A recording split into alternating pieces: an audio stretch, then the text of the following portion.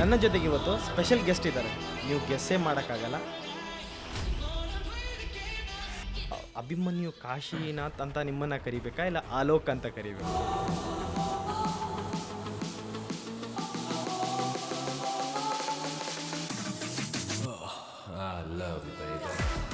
Okay, ನನಗೆ ಏನಾರ ಒಂದು ಟೈಮ್ ಮಿಷಿನ್ನು ಅಥವಾ ದೇವರು ಎದುರುಗಡೆ ಪ್ರತ್ಯಕ್ಷ ಆಗಿಬಿಟ್ಟು ಹೋಗಪ್ಪ ನಿನ್ಗೇನು ಬೇಕು ಕೇಳು ಅಂತಂದರೆ ನಾನು ಕೇಳೋದದೇ.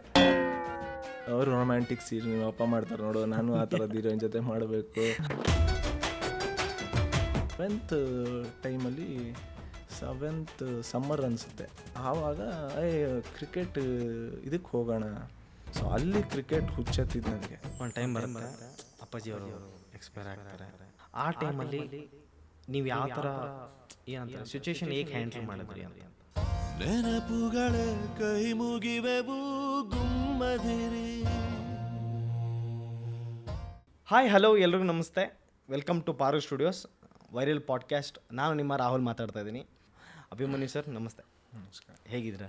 ಆರಾಮ. ಓಕೆ, ಅಭಿಮನ್ಯು ಕಾಶಿನಾಥ್ ಅಂತ ನಿಮ್ಮನ್ನು ಕರಿಬೇಕಾ ಇಲ್ಲ ಆಲೋಕ್ ಅಂತ ಕರಿಬೇಕಾ? ಎರಡು ಹೆಸರಿದೆ ನಿಮ್ಮದು. ಇಲ್ಲ ಅಭಿಮನ್ಯುನೇ. ಅಭಿಮನ್ಯು ಮನೇಲಿಟ್ಟಿದ್ದು, ತಂದೆ ತಾಯಿ ಇಟ್ಟಿದ್ದು ಎಲ್ಲ ಅಭಿಮನ್ಯು. ನನ್ನ ಕ್ಲೋಸ್ ಫ್ರೆಂಡ್ಸು ಎಲ್ಲರೂ ನನಗೆ ಗೊತ್ತಿರೋರೆಲ್ಲ ಅಭಿಮನ್ಯು ಅಂತಲೇ ಇರೋದು. ಓಕೆ, ಅದು ಅಲೋಕ್ ಆಗಿದ್ದು ಬಾಜಿಗೆ ಮಾತ್ರ. ಅಂದರೆ ಆ ಟೈಮಲ್ಲಿ ಅದಕ್ಕೊಂದು 5 ಜನ ಪ್ರೊಡ್ಯೂಸರ್ಸು, ಅವರಲ್ಲಿ ಒಂದು 2-3 ಜನ ನ್ಯೂಮರಾಲಜಿ ತುಂಬ ಬಿಲೀವ್ ಮಾಡ್ತಾಯಿದ್ರು. ಓಕೆ, ಅವ್ರಿಗೆ ಯಾರೋ ಹೇಳಿದ್ದಾರೆ ಅಭಿಮನ್ಯು ಚಕ್ರವ್ಯೂಹನ ಬೇಚಕ್ಕಾಗದೆ ಹಿಂಗೆಲ್ಲ ಇದೆಲ್ಲ ಇರುತ್ತಲ್ಲ ಬ್ಯಾಕ್ ಸ್ಟೋರಿ. ಸೊ ಬೇಡ, ಅವರು ಹೆಸರು ಸ್ವಲ್ಪ ಇದನ್ನು ಚೇಂಜ್ ಮಾಡೋಣ, ಬೆಟರ್ ಆಗುತ್ತೆ. ಓಕೆ, ಹುಡ್ದಾಗಿಂದ ಅಭಿಮನ್ಯು ಅಂತಾನೆ? ಅಭಿಮನ್ಯುನೇ, ಎಲ್ಲೂ ಇದಿಲ್ಲ. Okay okay. ಸೊ ಆ್ಯಂಡ್ ನನಗೂ ಏನು ಇಂಡಸ್ಟ್ರಿಗೆ ಬರ್ತಾ ಹೆಸರು ಚೇಂಜ್ ಮಾಡಬೇಕು ಅದೆಲ್ಲ ಏನಿಲ್ಲ, ನನಗೆ ಅಭಿಮನ್ಯು ಇಷ್ಟನೇ. ಇದೇನಿಲ್ಲ. ಅವರು ಏನು ಮಾಡಿದ್ರು, ಹಿಂಗೆ ಡೈರೆಕ್ಟರ್ ಥ್ರೂ ಹೇಳಿ ಕಳಿಸಿದ್ರು, ಸರ್ ಹಿಂಗೆ ಇದೇ ಕೇಳ್ತಾ ಇದ್ದಾರೆ, ಸ್ಪೆಲ್ಲಿಂಗ್ ಒಂಚೂರು ಚೇಂಜ್ ಮಾಡಬೇಕಂತೆ, ಮಾಡ್ಬೋದಾ? ಓಕೆ, ಏನು ಮಾಡ್ತಾರೆ ಅಂತ ಕೇಳಿದೆ. ಅವರು ABHIMANIUE ಈ ಥರ ಏನೋ ಹೇಳಿದ್ರು. ಓಕೆ, ಅದು ಓವರಾಲ್ ಅಭಿಮನ್ಯು ಸೌಂಡಿಂಗ್ನೇ ಚೇಂಜ್ ಮಾಡ್ತಾ ಇತ್ತು. ಓಕೆ, ಅದು ನನಗೆ ಅಷ್ಟು ಇಷ್ಟ ಆಗಲಿಲ್ಲ ಆ ಟೈಮಲ್ಲಿ. ಬಟ್ ನನಗೆ ಅವ್ರಿಗೆ ಸಿನಿಮಾಗೋಸ್ಕರ ನನಗೆ ಜಾಸ್ತಿ ಏನು ಇಲ್ಲ ಅನ್ನೋಕ್ಕಾಗಲ್ಲ. ಇಲ್ಲ ಮಾಡೋಣ ಚೆನ್ನಾಗಾಗುತ್ತೆ ಅಂದರೆ ಮಾಡೋಣ, ಈ ಥರ ಇದು ಜಾಸ್ತಿ ನನಗೆ. ಓಕೆ. ಸೊ ಅವ್ರಿಗೇನು ಮಾಡಿದೆ, ಸರ್ ಒಂದು ಕೆಲಸ ಮಾಡಿ, ಅಭಿಮನ್ಯು ಅಪ್ಪ ಅಮ್ಮ ಇಟ್ಟಿದ್ದ ಹೆಸರು ಆ ಥರ ಸ್ಪೆಲ್ಲಿಂಗ್ ತುಂಬ ಚೇಂಜ್ ಆಗಿ ಒಂಥರ ಸೌಂಡ್ ಆದರೆ ನನಗೆ ಇಷ್ಟ ಆಗಲ್ಲ. ನೀವು ಹೆಸರೇ ಚೇಂಜ್ ಮಾಡೋದಾದ್ರೆ ಮಾಡಿಬಿಡಿ. ಅವ್ರಿಗೇನಾರ ಯಾವ್ದಾರ ಪರ್ಟಿಕ್ಯುಲರ್ ನೇಮ್ ವಿತ್ ಒಳ್ಳೆ ಇದು ನ್ಯೂಮರಾಲಜಿ ಬೇಸ್ಡ್ ಯಾವ್ದಾರ ಬರೋದಾದ್ರೆ ಚೇಂಜ್ ಮಾಡ್ಕೊಳಕ್ಕೆ ಹೇಳಿ, ತೊಂದರೆ ಇಲ್ಲ ಅಂತ ಹೇಳ್ಬಿಟ್ಟೆ. ಓಕೆ, ಏನು ಹೆಸರು ತಾನೆ, ನನಗಿನ್ನೂ ಅದ್ರ ಅನುಭವ ಇಲ್ಲ, ನೆಕ್ಸ್ಟ್ ಹೆಂಗೆ ಫೇಸ್ ಮಾಡ್ತೀನಿ ಅನ್ನೋ ಇದಿಲ್ಲ. ಸೊ ಆಲ್ಮೋಸ್ಟ್ ಆಯಿತು ಬಾಜಿ, ಇದಾದಮೇಲೆ ಸುಮಾರು ವರ್ಷ ನಂದು ಹೆಂಗಾಗ್ಬಿಡ್ತು ಅಂದರೆ, ಇವಾಗ ನಿಮ್ಮದು ಹೊಸ ಪರಿಚಯ ನನಗೆ ನೀವು ನಿಮ್ಮ ಹಾಯ್ ರಾಹುಲ್ ಅಂತ ಇಂಟ್ರೊಡ್ಯೂಸ್ ಮಾಡ್ಕೊಂಡ್ರಿ. ನಾನು ಅಂತ ಒಂಚೂರು ಯೋಚನೆ ಮಾಡ್ತೀನಿ, ಅಂದರೆ ಅಭಿಮನ್ಯು ಹೇಳ ಇಲ್ಲ ರಾಹುಲ್ ಹೇಳ, ಇವ್ರು ಬಾಜಿ ಕನೆಕ್ಟೆಡ್ಡಾ ಅಥವಾ ನನ್ನ ಫ್ರೆಂಡ್ ಸರ್ಕಲ್ ಅಥವಾ ಫ್ಯಾಮಿಲಿ ಅಥವಾ ಈ ಥರ ಕನೆಕ್ಟೆಡ್ಡಾ ಅಂತ. ಯಾಕಂದರೆ ಎರಡೆರಡು ಹೆಸರು ಇಟ್ಕೊಂಡಾಗಲ್ಲ, ಒಂದು ಹೆಸರಲ್ಲಿ ಹೋಗ್ಬಿಡ್ಬೇಕು. ಸೊ ಅಲ್ಲಿ ತುಂಬ ಅನ್ಕಂಫರ್ಟಬಲ್ ಅನಿಸ್ತು, ಅಲ್ಲಿಗೆ ಚೇಂಜ್ ಮಾಡಿಬಿಟ್ಟೆ. ಇಲ್ಲ ಅಪ್ಪ ಅಮ್ಮ ಇಟ್ಟಿದ್ದ ಹೆಸರು ಅಭಿಮನ್ಯು, ಅದನ್ನು ನೀನು ಚೇಂಜ್ ಮಾಡಲ್ಲ ಅಂತ ಫಿಕ್ಸ್ ಆಗಿ ಓಕೆ, CCL 12AM ಎಲ್ಲ ಅಭಿಮನ್ಯು. ನನಗೆ ಅಭಿ ಸರ್, ನನಗೆ ಒಂದು ಕೇಳಬೇಕೇನಂದರೆ, ಕಾಶಿನಾಥ್ ಸರ್ ಗೊತ್ತು ಬೆಂಗಳೂರಿಂದನೇ, ಅಂದರೆ ನೀವು ಸರ್ ಅನ್ಬೇಡಿ ನನ್ನ ದಯವಿಟ್ಟು. ಇಲ್ಲ, ನನಗೆ ಒಂಥರ ಮರ್ಯಾದೆ ಕೊಡ್ಬೇಕು ಅನ್ಸುತ್ತೆ, ಯಾಕಂದರೆ ಕಾಶಿನಾಥ್ ಅಂತ ಹೇಳಿ ಸರ್. ಓಕೆ ಅಭಿ, ನನಗೇನಂದ್ರೆ ಒಂದು ಕ್ಲಾರಿಫೈ, ಅಂದರೆ ಅಪ್ಪಾಜಿ ಬೆಂಗಳೂರಿಗೆ ಬಂದರು ಅಂದರೆ ನೀವು ಯಾವ ಊರಿನವ್ರು, ಅಂದರೆ ಕುಂದಾಪುರ ಅಂತ ಹೇಳಿದ್ರಿ? ಇಲ್ಲ, ಅಪ್ಪ ಬರಲಿಲ್ಲ, ನಮ್ಮ ತಾತನೇ ಕುಂದಾಪುರದಿಂದ ಬಂದಿದ್ದು. ಓಕೆ, ಕುಂದಾಪುರದಲ್ಲಿದ್ದರು. ಕುಂದಾಪುರ ಕೋಣಿ ಅವರಿದು.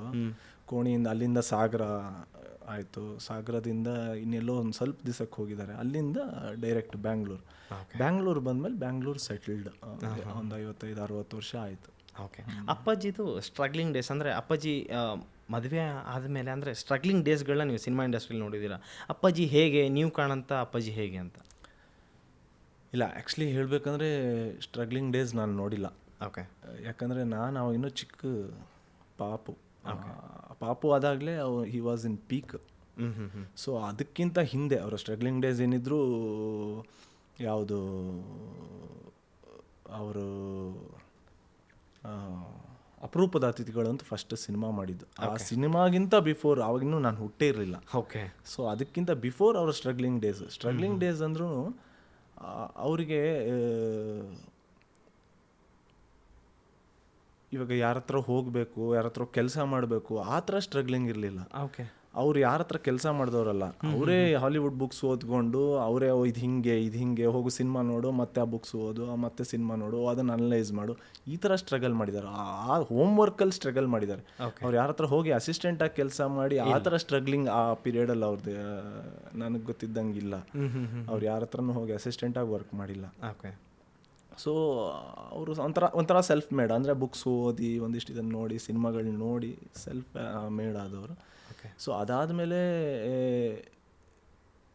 ಸಿನಿಮಾ ಮಾಡೋದಕ್ಕೆ ಅಂದಾಗ ಒಂದು ಪ್ರೊಡ್ಯೂಸರ್ ಬೇಕು, ಇದು ಬೇಕು. ಆ ಟೈಮಲ್ಲೂ ನಮ್ಮ ಮನೆಯಿಂದನೇ ಅವ್ರಿಗೆ ಅವ್ರ ಅಪ್ಪನಿಂದ ಸಪೋರ್ಟು ಇದಾಗುತ್ತೆ, ಚಿಕ್ಕದಾಗೊಂದು ಮಾಡೋಣ ಅಂತ. ಸೊ ಅದು ಒಂದು ಮಟ್ಟಕ್ಕೆ ಹಾಕಿದ್ದನ್ನು ಬರೋಷ್ಟು ಆಗುತ್ತೆ, ಅಲ್ಲಿ ನಮ್ಮ ತಾತಂಗೆ ಕಾನ್ಫಿಡೆನ್ಸ್ ಬರುತ್ತೆ.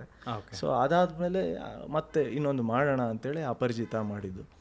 ಸೊ ಅವರ ಸ್ಟ್ರಗ್ಲಿಂಗ್ ಹೆಂಗಿತ್ತು ಅಂದರೆ, ಓಕೆ ನನ್ನ ಕೈಯಲ್ಲಿರೋದು ಇಷ್ಟು, ನಾನು ಹೇಳಬೇಕಾಗಿರೋ ಕತೆ ಇಷ್ಟರಲ್ಲಿ ಇದನ್ನು ಹೆಂಗೆ ಹೇಳೋದು ಅನ್ನೋ ಸ್ಟ್ರಗ್ಲಿಂಗ್ ಇತ್ತು. ಸೊ ಅದಕ್ಕೆ ಅವ್ರು ಅಷ್ಟು ವರ್ಕ್ ಮಾಡ್ತಾಯಿದ್ರು. ಯಾರೇ ಯೂಸ್ ಮಾಡೋದು ಆವಾಗ ಯೂನಿಟ್ ಒಂದೇ ಯೂಸ್ ಮಾಡ್ತಿದ್ವಿ, ಫಿಲಮ್ ಒಂದೇ, ಆರ್ಟಿಸ್ಟ್ಗಳು ಏನಂತ ಹೇಳಿದ್ರೆ ಸ್ಕ್ರಿಪ್ಟಲ್ಲಿ ಟೇಬಲಲ್ಲಿ ಪ್ಲ್ಯಾನ್ ಮಾಡ್ಬೋದು ಅಷ್ಟೇ. ಅವ್ರು ಯಾವ ಲೆವೆಲ್ಗೆ ಪ್ಲ್ಯಾನ್ ಮಾಡ್ತಿದ್ರು ಅಂದರೆ, ಬೀಯಿಂಗ್ ಹೋಮ್ ಬ್ಯಾನರಲ್ಲೇ ಪ್ರೊಡಕ್ಷನ್ ನಡೀತಿರೋದ್ರಿಂದ ಅದನ್ನು ಇದು ಉಳಿಸ್ಬೇಕು ಅನ್ನೋದೇ ಶಾರ್ಟ್, ಎವ್ರಿ ಶಾರ್ಟನ್ನು ಅವರು ಎಲ್ಲ ಯಾವ ಆರ್ಟಿಸ್ಟು, ಯಾವ ಲೊಕೇಶನ್ಸು, ಯಾವ ಇದು, ಇವರಿಲ್ಲ ಅಂದರೆ ಯಾರು, ಇವರಿಲ್ಲ ಅಂದರೆ ಯಾರು, ಅದಕ್ಕೆ ಏನು ಪ್ರಾಪರ್ಟೀಸ್ ಬೇಕು, ಪಿನ್ ಟು ಪಿನ್ ಅದಲ್ಲಿರೋದು. ಅದಲ್ಲದೆ ಫುಲ್ ಸಬ್ಜೆಕ್ಟ್ ಆದಮೇಲೆ ಒಂದು ಸ್ಟಾಪ್ ವಾಚ್, ಇವಾಗ ನನ್ನ ಹತ್ರ ಇದೆ ಅದು, ಆ ಸ್ಟಾಪ್ ವಾಚ್ ಇಟ್ಕೊಂಡು ಅವ್ರಿಗೆ ನರೇಷನ್ ತೊಗೊಳೋರು. ಓಕೆ. ಒಂದು ಕತೆನ ನರೇಷನ್ ಅಂದರೆ ಯಾವ ಥರ ನರೇಷನು, ಒಬ್ರಿಗೆ ಕೊಡೋವಂಥ ನರೇಷನ್ ಅಲ್ಲ, ಒಬ್ಬ ಡೈರೆಕ್ಟರ್ ತನ್ನ ಮೈಂಡಲ್ಲಿ ಸಿನಿಮಾ ಶೂಟ್ ಆಗ್ತಾ ಇದು ಏನು ಟೈಮ್ ತೊಗೊಳುತ್ತೆ. ಇವಾಗ ಒಂದು ಶಾರ್ಟು, ಇವಾಗ ನಮ್ಮದೇ ಎಲ್ಲಿಗೆ ಪಯಣ ಶಾರ್ಟು, ಒಂದು ಕ್ಯಾರೆಕ್ಟ್ರು ಒಂದು ಮನೆಯಿಂದ ಆಚೆ ಬಂದು ಕಾರ್ ನೋಡಿ, ಆ ಕಾರನ್ನು ನೋಡ್ಬಿಟ್ಟು ಅದ್ರ ಒಳಗೆ ಹೋಗಿ ಕೂತ್ಕೊಂಡು ಅದನ್ನು ಸ್ಟಾರ್ಟ್ ಮಾಡ್ತಾನೆ, ಇದು ಒಂದು ಸೀನ್. ಸೊ ಅದನ್ನು ಅವರು ಇಮ್ಯಾಜಿನೇಷನ್ ಮಾಡೋರು.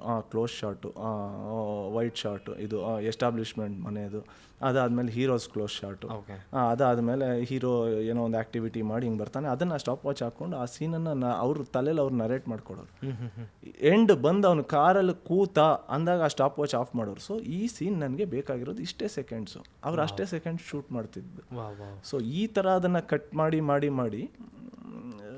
ಇದು ಆ ಥರ ಸ್ಟ್ರಗಲ್ ಮಾಡಿದವರು. ಯಾಕಂದರೆ ನಮ್ಮ ಪ್ರೊಡಕ್ಷನ್ನಲ್ಲಿ ನಾವು ಏನು ಉಳಿಸ್ತೀವೋ ಅದನ್ನು ಸಿನಿಮಾದಲ್ಲಿ ಇನ್ನೂ ಜಾಸ್ತಿ ಹಾಕ್ಬೋದು, ನೆಕ್ಸ್ಟ್ ಪಬ್ಲಿಸಿಟಿಗಾಗಲಿ ರಿಲೀಸ್ ಟೈಮಲ್ಲಾಗಲಿ. ಆ ಥರ ಥಾಟಲ್ಲಿ ಆ ಥರ ಸ್ಟ್ರಗ್ಲಿಂಗ್ ಅವ್ರದ್ದು. ತುಂಬ ಬೇರೆಯವ್ರ ಹತ್ರ ಹೋಗಿ ವರ್ಕ್ ಮಾಡಿ ಆ ಥರ ಸ್ಟ್ರಗ್ಲಿಂಗ್ಸ್ ಇಲ್ಲ. ಓಕೆ. ಈಗ ಅಪ್ಪಾಜಿ ನೀವು ಬೆಳೆಯೋಂಥ ಸ್ಟೇಜ್ಗಳಲ್ಲಿ ಅಪ್ಪಾಜಿ ಸಕ್ಸಸ್ ನೋಡಿದ್ದೀರಾ? ಯಾವ ಥರದ್ದು ಅಂದರೆ ನೀವು ಬೆಳೆಯೋಂಥದ್ದು? ಅದು ನನಗೆ ಒಂದು ಇದು ನಾನು ಸುಮಾರು ಸತಿ ಹೇಳಿದ್ದೀನಿ. ನನಗೆ ಏನಾರ ಒಂದು ಟೈಮ್ ಮಿಷಿನ್ನು ಅಥವಾ ದೇವ್ರ ಎದುರುಗಡೆ ಪ್ರತ್ಯಕ್ಷ ಆಗಿಬಿಟ್ಟು, ಹೋಗಪ್ಪ ನಿನ್ಗೇನು ಬೇಕು ಕೇಳು ಅಂತಂದರೆ ನಾನು ಕೇಳೋದೇ. ನಮ್ಮಪ್ಪ ಅವ್ರ ಪೀಕ್ ಟೈಮಲ್ಲಿದ್ದಾಗ ಹೇಗಿತ್ತು, ಆ ಕ್ರೌಡ್ ಹೇಗಿತ್ತು, ಅವ್ರ ಥಿಯೇಟರ್ಸ್ಗೆ ಜನ ಹೇಗೆ ಬರ್ತಾಯಿದ್ರು, ಎಷ್ಟು ಪ್ರೀತಿ ಮಾಡ್ತಾಯಿದ್ರು, ಅದನ್ನು ನೋಡಬೇಕು. ನಾನು ಆವಾಗ ಇನ್ನೂ 1-2 ಪಿಕ್ಚರ್ ಆಗೋವರೆಗೂ ನಾನು ಹುಟ್ಟೇ ಇರಲಿಲ್ಲ. ಅದಾದಮೇಲೆ ನಾನು ಹುಟ್ಟಿದೆ, ಬಟ್ ತುಂಬ ಚಿಕ್ಕ ಪಾಪು ಅವರು ಆ ಟೈಮಲ್ಲಿ. ಅನಂತರ ಒಂಥರ ಅನುಭವ ಇದ್ರ ಟೈಮಲ್ಲೆಲ್ಲ ತುಂಬ ಚಿಕ್ಕವನು. ಸೊ ನಾ ಆ ಪೀಕ್ ನೋಡಿಲ್ಲ. ನೆಕ್ಸ್ಟ್ ಅದು ಒಂದು ಲೆವೆಲ್ ಜನರ ಪ್ರೀತಿ ಮತ್ತೆ ನೋಡಿದ್ದು ನಾನು ಚೌಕ ಅವ್ರ ಕ್ಯಾರೆಕ್ಟರ್ನ ರಿಸೀವ್ ಮಾಡಿದ್ದು. ಓಕೆ. ಅಂದರೆ ನೀವು ಸ್ಕೂಲ್ ಡೇಸ್ಗಳಲ್ಲಿದ್ದಾಗ ಅಪ್ಪಾಜಿ ಈ ಕಡೆ ತುಂಬ ಬ್ಯುಸಿಯೇ ಇರ್ತಿದ್ರು, ಹೇಗಿರ್ತಿದ್ರು ನೀವು ಸ್ಕೂಲ್ ಡೇಸ್ ಎಲ್ಲ ಮಾಡೋ ಟೈಮ್ದಲ್ಲಿ? ಅಪ್ಪಾಜಿ ಹೇಗೆ ಬ್ಯುಸಿ ಇರ್ತಿದ್ರು? ಶೂಟಲ್ಲಿ ತುಂಬ ಬ್ಯುಸಿ ಇರ್ತಿದ್ರು, ಹೌದು. ಬಟ್ ನಮ್ಗೆ ಅದು ಯಾವತ್ತೂ ಅದು ಕಾಡಿಲ್ಲಪ್ಪ, ಅದೇನಕ್ಕಂತ ಗೊತ್ತಿಲ್ಲ.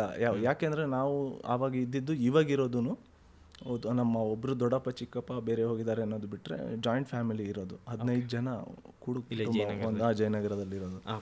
ಸೊ ಒಂದು ಚಿಕ್ಕಪ್ಪ ದೊಡ್ಡಪ್ಪ, ನನಗೇನಾದರೂ ನಮ್ಮ ದೊಡ್ಡಪ್ಪ ನೋಡ್ಕೊಳ್ಳೋರು. ಇವಾಗ ಅಪ್ಪ ಯಾವಾಗಲೂ ಶೂಟಿಂಗಲ್ಲಿ ಇರ್ತಿದ್ದಾಗ ನಂಗೆ ಜ್ವರ ಒಂದೊಂದ್ಸತಿ ತುಂಬ ಹೆವಿ ಇದಾದಾಗಲೂ ನಮ್ಮ ದೊಡ್ಡಪ್ಪ ಡಾಕ್ಟರ್ ಹತ್ರ ಕರ್ಕೊಂಡು ಹೋಗೋರಂತೆ ಬರೋರು.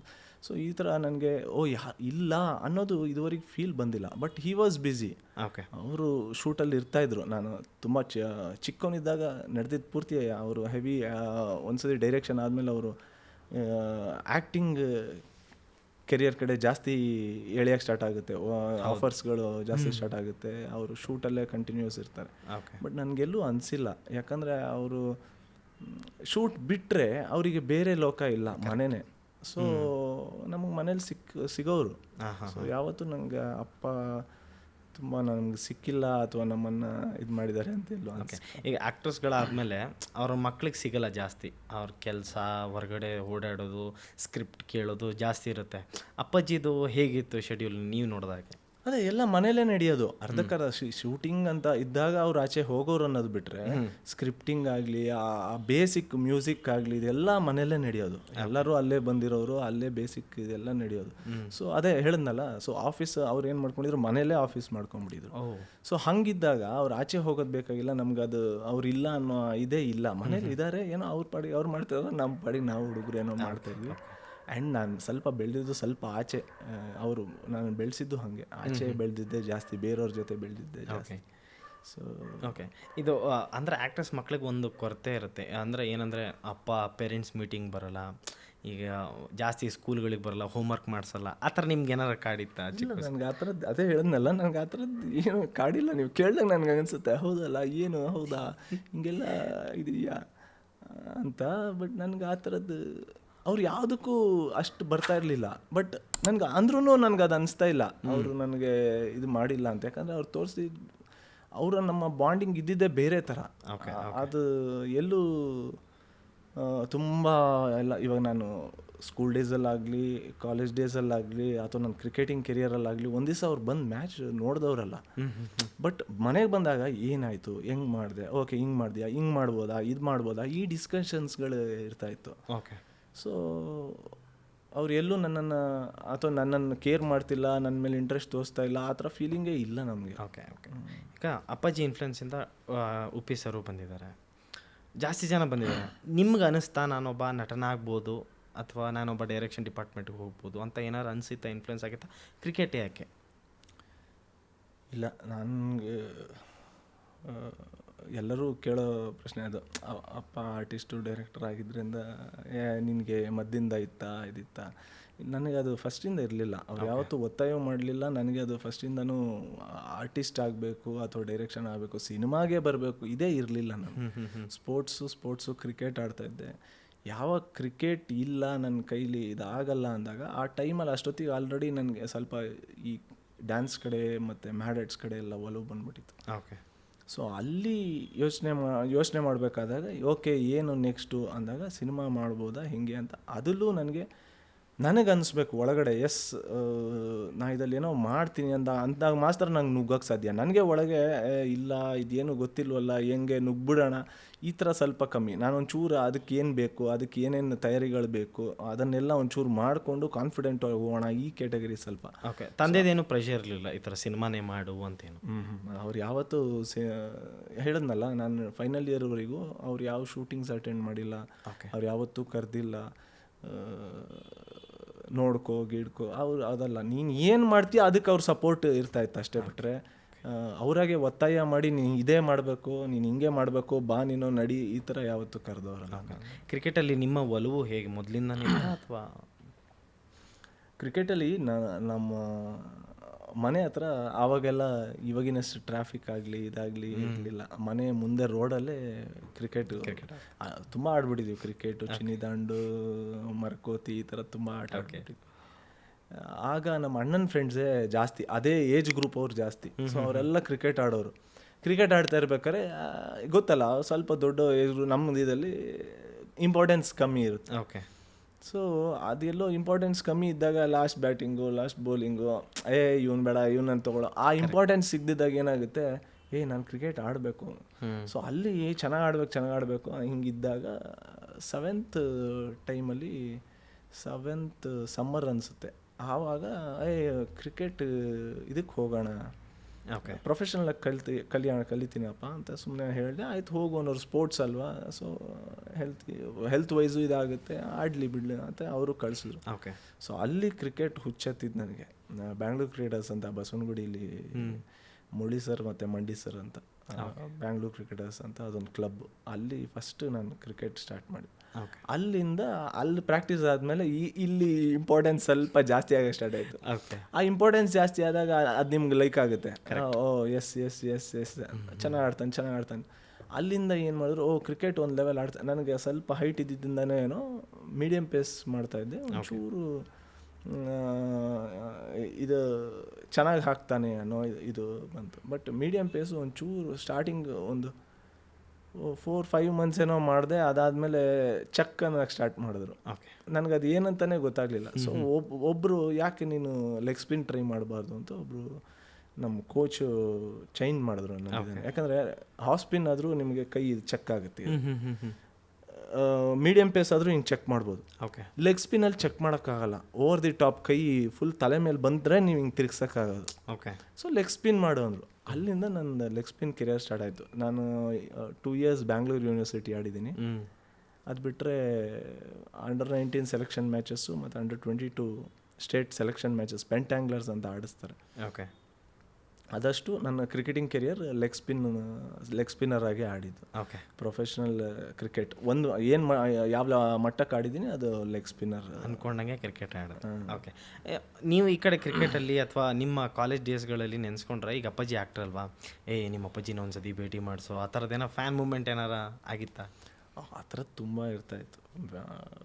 ಮೀಟ್ ಮಾಡಿಸು, ಇದು ಮಾಡಿಸು, ನನಗೂ ಒಂದು ಚಾನ್ಸ್ ಕೊಡಿಸು. ನನಗೂ ಆ ಚಾನ್ಸ್ಗಳ ಜೊತೆ ಅವರು ರೊಮ್ಯಾಂಟಿಕ್ ಸೀನ್ ನಿಮ್ಮ ಅಪ್ಪ ಮಾಡ್ತಾರೆ ನೋಡು, ನಾನು ಆ ಥರದ್ದು ಹೀರೋಯಿನ್ ಜೊತೆ ಮಾಡಬೇಕು, ಆ ಥರ ರೆಪ್ ಸೀನ್ ಮಾಡಬೇಕು, ಈ ಥರ ಮಾಡಬೇಕು ಅಂತ ಕಾಲು ಹೇಳೋದು ಸುಮಾರಿತ್ತು. ಓಕೆ. ನೀವು ಅಪ್ಪನ ಸಿನಿಮಾ ನೋಡಿ ನಾನು ಈ ಥರ ಮಾಡಬೇಕು ಸಿನಿಮಾ ಅಂದ್ಕೊಂಡಿದ್ದು ಯಾವುದು? ಅಂದರೆ ಸಿನಿಮಾಗೆ ಅವ್ರದ್ದು ನೋಡ್ಬಿಟ್ಟು ನಾನು ಸಿನಿಮಾಗೆ ಎಂಟರ್ ಆಗಬೇಕು ಇಲ್ಲ, ಆ ಥರದ್ದು ಇದೇ ಇಲ್ಲ. ಹೇಳಿದ್ನಲ್ಲ, ನಂಗೆ ಫೈನಲ್ ಇಯರ್ ಆದಮೇಲೆ ಕ್ರಿಕೆಟ್ ಎಲ್ಲ ಬಿಟ್ಟು ಇದೆಲ್ಲ ಆದಮೇಲೆ ನನಗೆ ಡಿಸೈಡ್ ಮಾಡಿದ್ದು ಸಿನಿಮಾಗೆ ಹೋಗ್ಬೇಕು ಅಂತ. ಅದಾದಮೇಲೆ ನನಗದು ಒಳಗನ್ಸಿಲ್ಲ. ಹೇಳಿದ್ನಲ್ಲ, ನನಗೆ ಇದು ಮಾಡೋದಕ್ಕಾಗಿಲ್ಲ. ಅಗೈನ್ ನಾನು ಅಭಿನಯ ತರಂಗ ಮಾಡಿದೆ, ಸ್ಟೆಂಟ್ ಕ್ಲಾಸ್ ಮಾಡಿದೆ, ಡ್ಯಾನ್ಸ್ ಕ್ಲಾಸ್ ಮಾಡಿದೆ. ಅದಾದಮೇಲೆ ಅನಿಸಿದ್ದು ಎಸ್. ಆ ಟೈಮಲ್ಲಿ ನಮ್ಮ ತಂದೆ ಅಸಿಸ್ಟೆಂಟ್ ಪ್ರಭಾಕರ್ ಅಂತ ಇದ್ದಾರೆ, ಸ್ಕ್ರೀನ್ ನೇಮ್ ಕಾರ್ತಿಕ್. ಅವರು ಒಂದು ಸಬ್ಜೆಕ್ಟ್ ಮಾಡಬೇಕು ಅಂತ ಆಗಿತ್ತು. 12 AM ಅವರೇ ಡೈರೆಕ್ಟ್ ಮಾಡಿದ್ದು. ಆ ಟೈಮಲ್ಲಿ ಅದು ಮಾಡೋ ಅಷ್ಟೊತ್ತಿಗೆ ಕರೆಕ್ಟಾಗಿ ನಮಗೆ ಪ್ರೊಡ್ಯೂಸರ್ಸ್ ಇದಾಗಲಿಲ್ಲ ಅಂತೇಳಿ ಅಷ್ಟೊತ್ತಿಗೆ ಬಾಜಿ ಆಫರ್ ಬಂತು. ಅಲ್ಲಿಂದ ಬಾಜಿ ಟೇಕ್ ಆಫ್. ಓಕೆ. ಅಂದರೆ ಈಗ ಉಪ್ಪಿ ಸರು ಒಬ್ಬ ಸರ್ ಶಿಷ್ಯಂದರು, ಅವ್ರೇನಾರು ಹೇಳಿದ್ರೆ ನಿಮಗೆ ಉಪ್ಪಿ ಸರು ಈ ಥರ ಬಾ ಅಂದರೆ? ಯಾಕಂದರೆ ಡೈರೆಕ್ಷನ್ ಈಗ ನೀವು ಸುಮಾರು ನೋಡಿರ್ಬೋದು ಉಪ್ಪಿ ಸರ್ ಏಯಿಂದ ಸ್ಟಾರ್ಟಿಂಗ್ ಉಪೇಂದ್ರ ಎಲ್ಲ ಡೈರೆಕ್ಷನ್ ಆ್ಯಕ್ಟಿಂಗ್ ಎರಡೂ ಬ್ಯಾಲೆನ್ಸ್ ಮಾಡ್ಕೊಂಬಂದಿದ್ದಾರೆ. ನಿಮಗೆ ಏನಾರ ಕರೆದು ಬಾ ನಾನು ನನ್ನ ಡೈರೆಕ್ಷನಲ್ಲಿ ನಿಮ್ಮನ್ನು ಮಾಡಿಸ್ತೀನಿ ಅಂತ ನಾನು ಉಪ್ಪಿ ಸರ್ ಏನಾರು ಹೇಳಿದ್ದಾರೆ ನಿಮಗೆ? ನನಗೆ ಡೈರೆಕ್ಷನ್ ಕಡೆ ಒಲವಿದ್ದಿದ್ರೆ ಗ್ಯಾರಂಟಿ ಕರೆಯೋರೇನೋ. ಒಂದ್ಸತಿ ಮನೆ ಬಂದಾಲು ಏನೋ ಡೈರೆಕ್ಷನ್ ಏನಾರು ಇಂಟ್ರೆಸ್ಟ್ ಇದೆಯೇನೋ ಮಾಡ್ತೀನೋ ಅಂತ ಕೇಳಿದ್ದುಂಟು. ಬಟ್ ನನಗೆ ಆ್ಯಕ್ಟಿಂಗ್ ಕಡೆ ಇದ್ದಿದ್ದರಿಂದ ಡೈರೆಕ್ಷನ್ ಕಡೆ ಅಷ್ಟು ಇರಲಿಲ್ಲ. ಅದು ಇದ್ದಿದ್ದಿದ್ರೆ ಎಲ್ಲರೂ ಅವ್ರು ಕರೆದಿರೋರು, ಇಲ್ಲ ಅಪ್ಪ ಹೇಳ್ಬಿಟ್ಟೆ ಅಸಿಸ್ಟೆಂಟಾಗಿ ಬರ್ತಾನೆ ನೋಡೋ, ಒಂಚೂರು ಒಂದಿಷ್ಟು ಪಿಕ್ಚರ್ ಮಾಡಿಸೋ ಎಕ್ಸ್ಪೀರಿಯನ್ಸ್ ಆಗಲಿ ಅಂತ ಕಳ್ಸೋರೇನೋ. ಸೊ ಆ್ಯಕ್ಟಿಂಗ್ ಇದ್ದಿದ್ದರಿಂದ ಸ್ವಲ್ಪ ಈ ಕಡೆನೇ ನಾಟಕ ಇದ್ರ ಬೇಸ್ಡ್ ಜಾಸ್ತಿ ಆಯಿತು. ಆ ದಿನಗಳಲ್ಲಿ ಅಪ್ಪಾಜಿ ಹತ್ರ ಬಂದು ಉಪೇಂದ್ರ ಸರ್ ಕೆಲಸ ಮಾಡೋದು ನೀವು ನೋಡಿದ್ದೀರಾ? ತುಂಬ ಚಿಕ್ಕವನು, ಒಂದು ಚೂಚೂರು ಜ್ಞಾಪಕ ಇದೆ. ಅವರೆಲ್ಲ ಬರ್ತಿದ್ದಿದ್ದು ಅಲ್ಲಿ ನಮ್ಮ ಮನೆ ಆಚೆ ಒಂದು ಕಟ್ಟೆ ಇದೆ, ಅಲ್ಲಿ ಕೂರೋದು, ಆ ಡಿಸ್ಕಷನ್ಸ್ ನಡೆಯೋದು, ಇದೆಲ್ಲ ಚಿಕ್ಕ ಪುಟ್ಟ ಜ್ಞಾಪಕಗಳಿದೆ. ಅದು ಬಿಟ್ಟರೆ ಒಂದು ಸತಿ ಅದೇ ನಮ್ಮ ಅಣ್ಣನ ಫ್ರೆಂಡ್ಸು ಕ್ರಿಕೆಟ್ ಆಡ್ತಾ ಇರ್ಬೇಕಾದ್ರೆ ನಾನು ಸೇರಿಸ್ಕೊಳ್ಳಲ್ಲ ಅಂದ್ಬಿಟ್ಟಿದ್ದು. ಸೊ ಇವರು ಹೋಗ್ಬಿಟ್ಟೆ ಯಾಕೋ ಸೇರಿಸ್ಕೊಳ್ಳಲ್ಲ, ಆಡಿಸ್ರು ಹಂಗೆ ಹಿಂಗೆ ಅಂತ ಹೇಳಿದ್ರಂತೆ. ಆಮೇಲೆ ಸ್ವಲ್ಪ ದೊಡ್ಡವನಾದ್ಮೇಲೆ ನಮ್ಮ ಅಣ್ಣನ ಫ್ರೆಂಡ್ಸ್ ಹೇಳೋರು, ಉಪೇಂದ್ರ ಅವರು ಆವಾಗ ಉಷು ಎಲ್ಲ ಆಗಿತ್ತು. ಆ ಟೈಮಲ್ಲಿ ಹೇಳೋರು, ಉಪೇಂದ್ರ ಹಿಂಗೆ ಮಾಡಿದ್ರು, ನೀನು ಸೇರಿಸ್ಕೊಂಡಿಲ್ಲ ಅಂತ ಬಂದು ನಮಗೆ ಸೇರಿಸ್ಕೊಳ್ರು ಅಂತಿತ್ತು. ಸೊ ಈ ಥರ ಇದು ತುಂಬ ಚಿಕ್ಕ. ಓಕೆ. ಸಿನಿಮಾ ಅಂತ ಬಂದಾಗ ಕಾಶಿನಾಥ್ ಸರ್ ನಿಮ್ಗೆ ಹೇಗೆ ಇನ್ಫ್ಲುಯೆನ್ಸ್ ಆಗ್ತಾರೆ?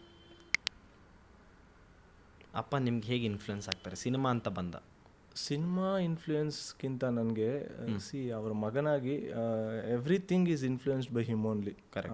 ನಾನು ಮಾತಾಡೋದಿರ್ಬೋದು, ನಾನು ನಡ್ಕೊಳ್ಳೋದಿರ್ಬೋದು, ಅಥವಾ ಸೊ ಎಲ್ಲ ಅದು ಇನ್ಫ್ಲೂಯೆನ್ಸ್ಡ್ ಆದಾಗ ಸಿನಿಮಾಗೆ ಒಂದಕ್ಕೆ ಅಂತ ಹೇಳೋದು ಕಷ್ಟ. ನನ್ನ ಜೀವನದ ಇದೆ ಅರ್ಧಕ್ಕರ್ಧ ಏನು ಫುಲ್ಲೇ ಅವರ ಇನ್ಫ್ಲೂಯೆನ್ಸೇ. ಯಾರೇ ಆದರೂ ಅಪ್ಪ ಅಮ್ಮ ಇವರನ್ನು ನೋಡಿನೇ ಮಕ್ಕಳು ಇದಾಗೋದಲ್ವ. So everything is influence by him. Sir, Abhi sir, cinema ಪೋಸ್ಟರ್ಸ್ಗಳು ಬಂದ್ಬಿಟ್ಟಿದೆ, ತುಂಬ ಚೆನ್ನಾಗಿ ಕಾಣ್ತಿದ್ರೆ ಪೋಸ್ಟರ್ಗಳಲ್ಲಿ, ತುಂಬ ವೈರಲ್ ಆಗಿದೆ ಲುಕ್ ಕೂಡ. ಅದ್ರ ಬಗ್ಗೆ ಆಮೇಲೆ ಮಾತಾಡ್ತೀನಿ. ಇನ್ನೂ ಕ್ವೆಶನ್ಸ್ಗಳು ನಾನು ಸಿಕ್ಕಾಪಟ್ಟೆ ಇದೆ. ಈಗ ಅಪ್ಪಾಜಿ ಇನ್ಫ್ಲುಯೆನ್ಸ್ ಅಂತ ಅಂದರೆ ನಿಮ್ಗೆ ಯಾವ್ಯಾವ ಥರ ಅದು ಪ್ಲಸ್ ಪಾಯಿಂಟ್ ಆಗ್ತಿತ್ತು?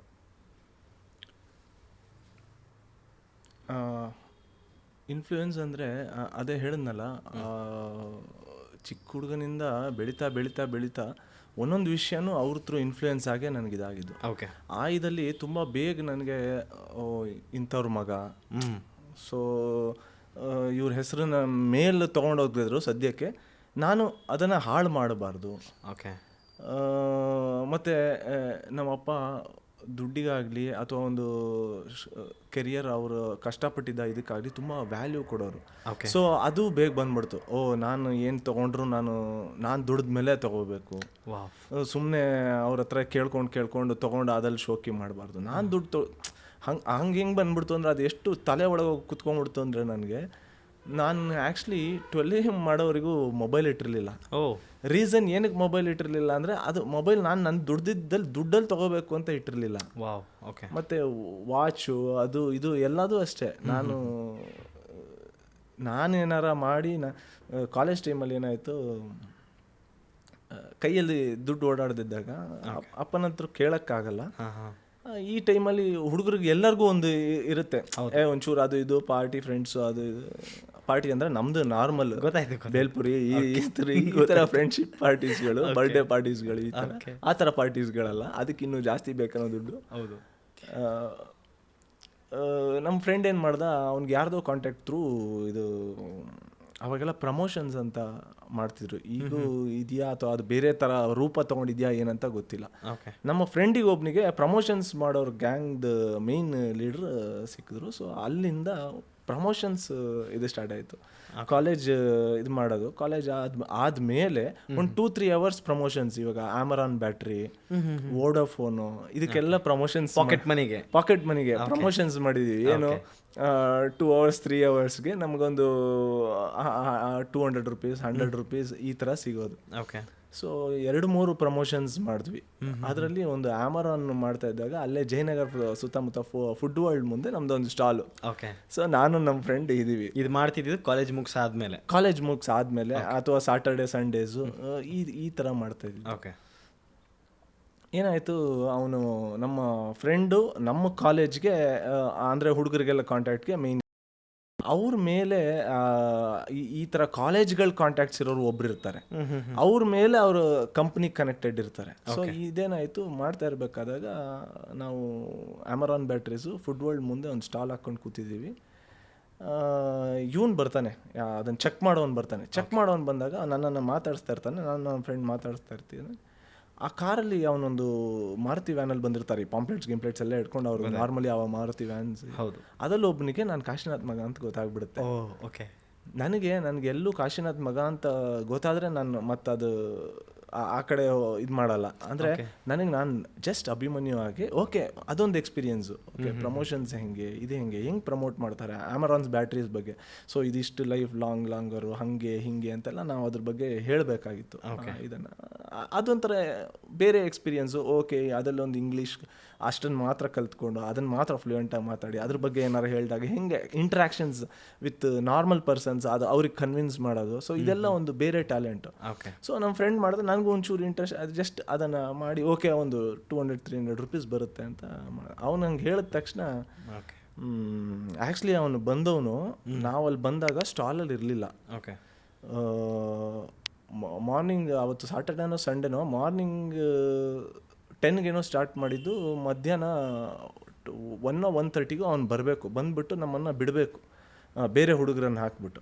ಅದು ಬರಲಿಲ್ಲ, 3 ಗಂಟೆವರೆಗೆ ಆಗೋಯ್ತು. ನಮಗೆ ತುಂಬ ಹಶು ಆಗೋಯ್ತು. ಅಲ್ಲೇ ಹೋಗಿ ಒಂದು ಬೇಲ್ಪುರಿ ಗಾಡಿನೋ ಏನೋ ಬೇಲ್ಪುರಿ ತಿನ್ಕೊಂಡು ಬರ್ತಾಯಿದ್ದೀವಿ. ಅಷ್ಟೊತ್ತಿಗೆ ಅವನು ಬಂದಿಯಾನೆ, ಏನು ಸ್ಟಾಲಲ್ಲಿ ಇಲ್ಲ ಹಂಗೆ ಅಂತೆಲ್ಲ ಆವಾಜ್ ಹಾಕ್ಬಿಟ್ಟ. ನಾನು ಕಾಶಿನಾಥ್ ಮಗ ಅಂತ ನಾನು ಅಲ್ಲಿ ಇದು ಮಾಡ್ಕೊಳಕ್ಕಾಗಲ್ಲ. ನಾನು ಸ್ಟಾಲಲ್ಲಿ ಇರಲಿಲ್ಲ, ಅದನ್ನು ಒಪ್ಕೊಂಡ್ವಿ. ಇಲ್ಲ ಹಿಂಗೆ ಬರಬೇಕಾಯ್ತು, ಬಂದಿಲ್ಲ. 3 ಗಂಟೆ ಹಶು ಆಗಿತ್ತು, ಇಲ್ಲೇ ಜಸ್ಟ್ ಹೋಗಿದ್ವಿ ಕೆಳಗಡೆ. ಅವರು ಒಂದು ಗ್ರೇಡ್ ಈ ಥರ ಹುಡುಗರನ್ನು ಎಷ್ಟೋ ಇಟ್ಕೊಂಡಿರೋರು, ಅವರೊಂದು ಬೇರೆ ಇದಲ್ಲಿ ಇರ್ತಾರಲ್ವ, ಅವರು ಹಂಗೆ ಬೈದ್ಬಿಟ್ಟ. ಬೈದಾಗಿ ಆ ಕಾರ್ ಹತ್ರ ಹೋದ್ಮೇಲೆ ಅವನು ಯಾವನೋ ಹೇಳಿದಾನೆ, ಹುಡುಗರು ಹಿಂಗೆ ಸ್ಟಾಲ್ ಬಿಟ್ಟು ಹೋಗ್ಬಿಟ್ಟಿದ್ದಾರೆ, ಸರಿಯಾಗಿ ಬೈದೆ ಹಂಗೆ. ಗುರು ಯಾಕೆ ಬೈಯಕ್ಕೆ ಹೋದ್ಯೋ, ಅದು ಕಾಶಿನಾಥ್ ಮಗ ಕಣೋ, ಅವ್ನು ಈ ಕಡೆ ಇರೋನು ಅಂತ ಅವ್ನಿಗೆ ಹೇಳ್ಬಿಟ್ಟಿದ್ದಾನೆ. ಓಕೆ. ಅವ್ನು ವಾಪಸ್ ಓಡ್ ಬಂದ್ಬಿಟ್ಟು ಸಾರಿ ಸರ್ ಹಿಂಗೆ ಸರ್ ಇದೆಲ್ಲ ಗೊತ್ತಾಗಿಲ್ಲ ಸರ್, ಹಂಗೆಲ್ಲ ಇಲ್ಲ, ನಾನು ಹುಡುಗರಲ್ವಾ ಜಸ್ಟ್ ಇದಾಗಿ ಹೇಳ್ದೆ ಹಂಗೆ ಹಿಂಗೆ. ಅದ್ರ ನೆಕ್ಸ್ಟ್ ದಿನ ನಾನು ಪ್ರಮೋಷನ್ಸ್ ಹೋಗಿಲ್ಲ. ನಾನು ಕಾಶಿನಾಥ್ ಮಗ ಆಗಿ ಅಲ್ಲಿ ಮಾಡೋ ಅಲ್ಲಿ ಗೊತ್ತಾಗೋಯ್ತು, ಜಸ್ಟ್ ಒಬ್ಬ ನಾರ್ಮಲ್ ಹುಡುಗ ಆಗಿ ಮಾಡೋ ಇದಿತ್ತು. ಓಕೆ. ಸೊ ಈ ಥರ ನಮಗೆ ದುಡ್ಡು ಇದೆಲ್ಲ ಸಿಕ್ತಿತ್ತಲ್ಲ, ಸೊ ಅದರಲ್ಲಿ ಏನಾರ ವಾಚ್ ತಗೋ ಇದು ತಗೋ ಆ ಥರ. ಅದು ಮೊದಲಿಂದನೂ ಅಪ್ಪಂದು ಇದು ಬಂದ್ಬಿಟ್ಟಿತ್ತು. ತುಂಬ ಬೇರೆ ಅಪ್ಪನ ಅವ್ರು ದುಡ್ದಿದ್ದಾರೆ ಅವ್ರಿದ್ದಾರೆ ಅಂತ ಹೇಳ್ಬಿಟ್ಟು ಅವ್ರ ದುಡ್ಡಲ್ಲಿ ಶೋಕಿ ಅಂತ ಹೇಳಲ್ಲ, ಒಂದು ಆಸೆಗಳು, ಹಿಂಗೆ ಮಾಡಬೇಕು ಹಂಗೆ ಮಾಡಬೇಕು, ಮೊಬೈಲ್ ಇಡಬೇಕು, ಇದು ಇಡಬೇಕು, ಇದನ್ನೆಲ್ಲ ನಾನು ಅದು ಮೊದಲೇ ತಲೆಗೆ ಬಂದ್ಬಿಟ್ಟಿತ್ತು. ನಾನು ಮಾಡಬೇಕು, ನಾನು ಹಾಕ್ಕೋಬೇಕು, ನಾನು ಓಡಾಡಬೇಕು. ಸೊ ಈ ಥರ ಅವ್ರ ಇನ್ಫ್ಲೂಯೆನ್ಸ್ಡ್, ಈ ಥರದ್ದೆಲ್ಲ ಇನ್ಫ್ಲೂಯೆನ್ಸ್ಡ್ ಜಾಸ್ತಿ. ಮನೆಯಲ್ಲಿ ಜಾಸ್ತಿ ಏಟ್ ತಿಂದಿದ್ದೆ ಯಾರು? ಅಪ್ಪನ ಕಡೆಯಿಂದ ತಿಂತಿದ್ರೆ, ಅಮ್ಮನ ಕಡೆಯಿಂದ ತಿಂತಿದ್ರೆ? ಅಮ್ಮ. ಅಪ್ಪ ಇದರಲ್ಲಿ ಲೈಫಲ್ಲಿ ನನಗೆ ಇದುವರೆಗೆ ಒಂದೇ ಸತಿ ಹೊಡೆದಿರೋದು, ಅದು ಸರಿಯಾಗಿ ಕೊಟ್ಟಿದ್ದಾರೆ. ಅದು ಬಿಟ್ಟರೆ ಅಮ್ಮ. ಯಾವ ಕಾರಣಕ್ಕೆ? ನಮ್ಮ ತಂಗಿ ಒಂದು ಪರ್ಸು ಏನೋ ತೊಗೊಂಡಿದ್ಲು ಹೊಸದಾಗಿ, ಆ ಪರ್ಸಲ್ಲಿ ತುಂಬ ದುಡ್ಡು ಇಡಬೇಕು ಅಂತ ಹೇಳ್ಬಿಟ್ಟು ನಮ್ಮ ಅಮ್ಮನ ಹತ್ರ ತುಂಬ ದುಡ್ಡು ತಗೊಂಡು ಅದ್ರಲ್ಲಿ ಇಟ್ಬಿಟ್ಟಿದ್ಲು. ಅದನ್ನು ಅವಳು ಎಲ್ಲಂದ್ರಲ್ಲಿ ಬಿಸಾಕೋದು ಜಾಸ್ತಿ. ಚಿಕ್ಕ ಹುಡುಗರು, ಆ ಟೈಮಲ್ಲಿ ನಾನು ಚಿಕ್ಕವನೇ, ಅವಳು ಚಿಕ್ಕವನೇ, ಬಟ್ ನನಗೆ ಅವಳು ಅದಕ್ಕೆ ಇಂಪಾರ್ಟೆನ್ಸ್ ಕೊಡಲ್ಲ, ಅದನ್ನೆಲ್ಲೋ ಬಿಸಾಕ್ತಾಳೆ ಹಿಂಗೆ ಅಂತ ಹೇಳ್ಬಿಟ್ಟು ನಾನೇನು ಮಾಡಿದೆ, ಅವಳಿಗೆ ತಡಿ ಅಪ್ಪನ ಹತ್ರ ಇದು ಮಾಡಿಸೋಣ, ಹಿಂಗೆ ಬಿಸಾಕಿದ್ಲು ಅಂತ ತೆಗ್ದು ಎತ್ತಿಟ್ಕೊಂಡ್ಬಿಟ್ಟಿದ್ದೀನಿ. ಅವಳಿಗೂ ಹೇಳಿಲ್ಲ. ನಾನು ಏನೋ ಸಡನ್ನಾಗಿ ಏನೋ ಬಂತು ಅಂತ ಎಲ್ಲೋ ಹೋಗ್ಬಿಟ್ಟಿದ್ದೀನಿ ಆಚೆ. ಓಕೆ. ಅವಳು ಅಪ್ಪ ಅಮ್ಮನ ಹತ್ರ ಬೆಳಗ್ಗೆಯಿಂದ ರಾತ್ರಿವರೆಗೂ ಕಯ್ಯ ಅಂದು ನಮ್ಮ ಅಪ್ಪನ ತಲೆ ಎಲ್ಲ ತಿಂದು, ನಮ್ಮ ಅಪ್ಪ ಬೆಳಗ್ಗೆಯಿಂದ ಸಾಯಂಕಾಲದವರೆಗೂ ಆ ಪರ್ಸ್ಗೋಸ್ಕರ ಮನೇಲೆಲ್ಲ ಹುಡ್ಕಾಡ್ಬಿಟ್ಟಿದ್ದಾರೆ.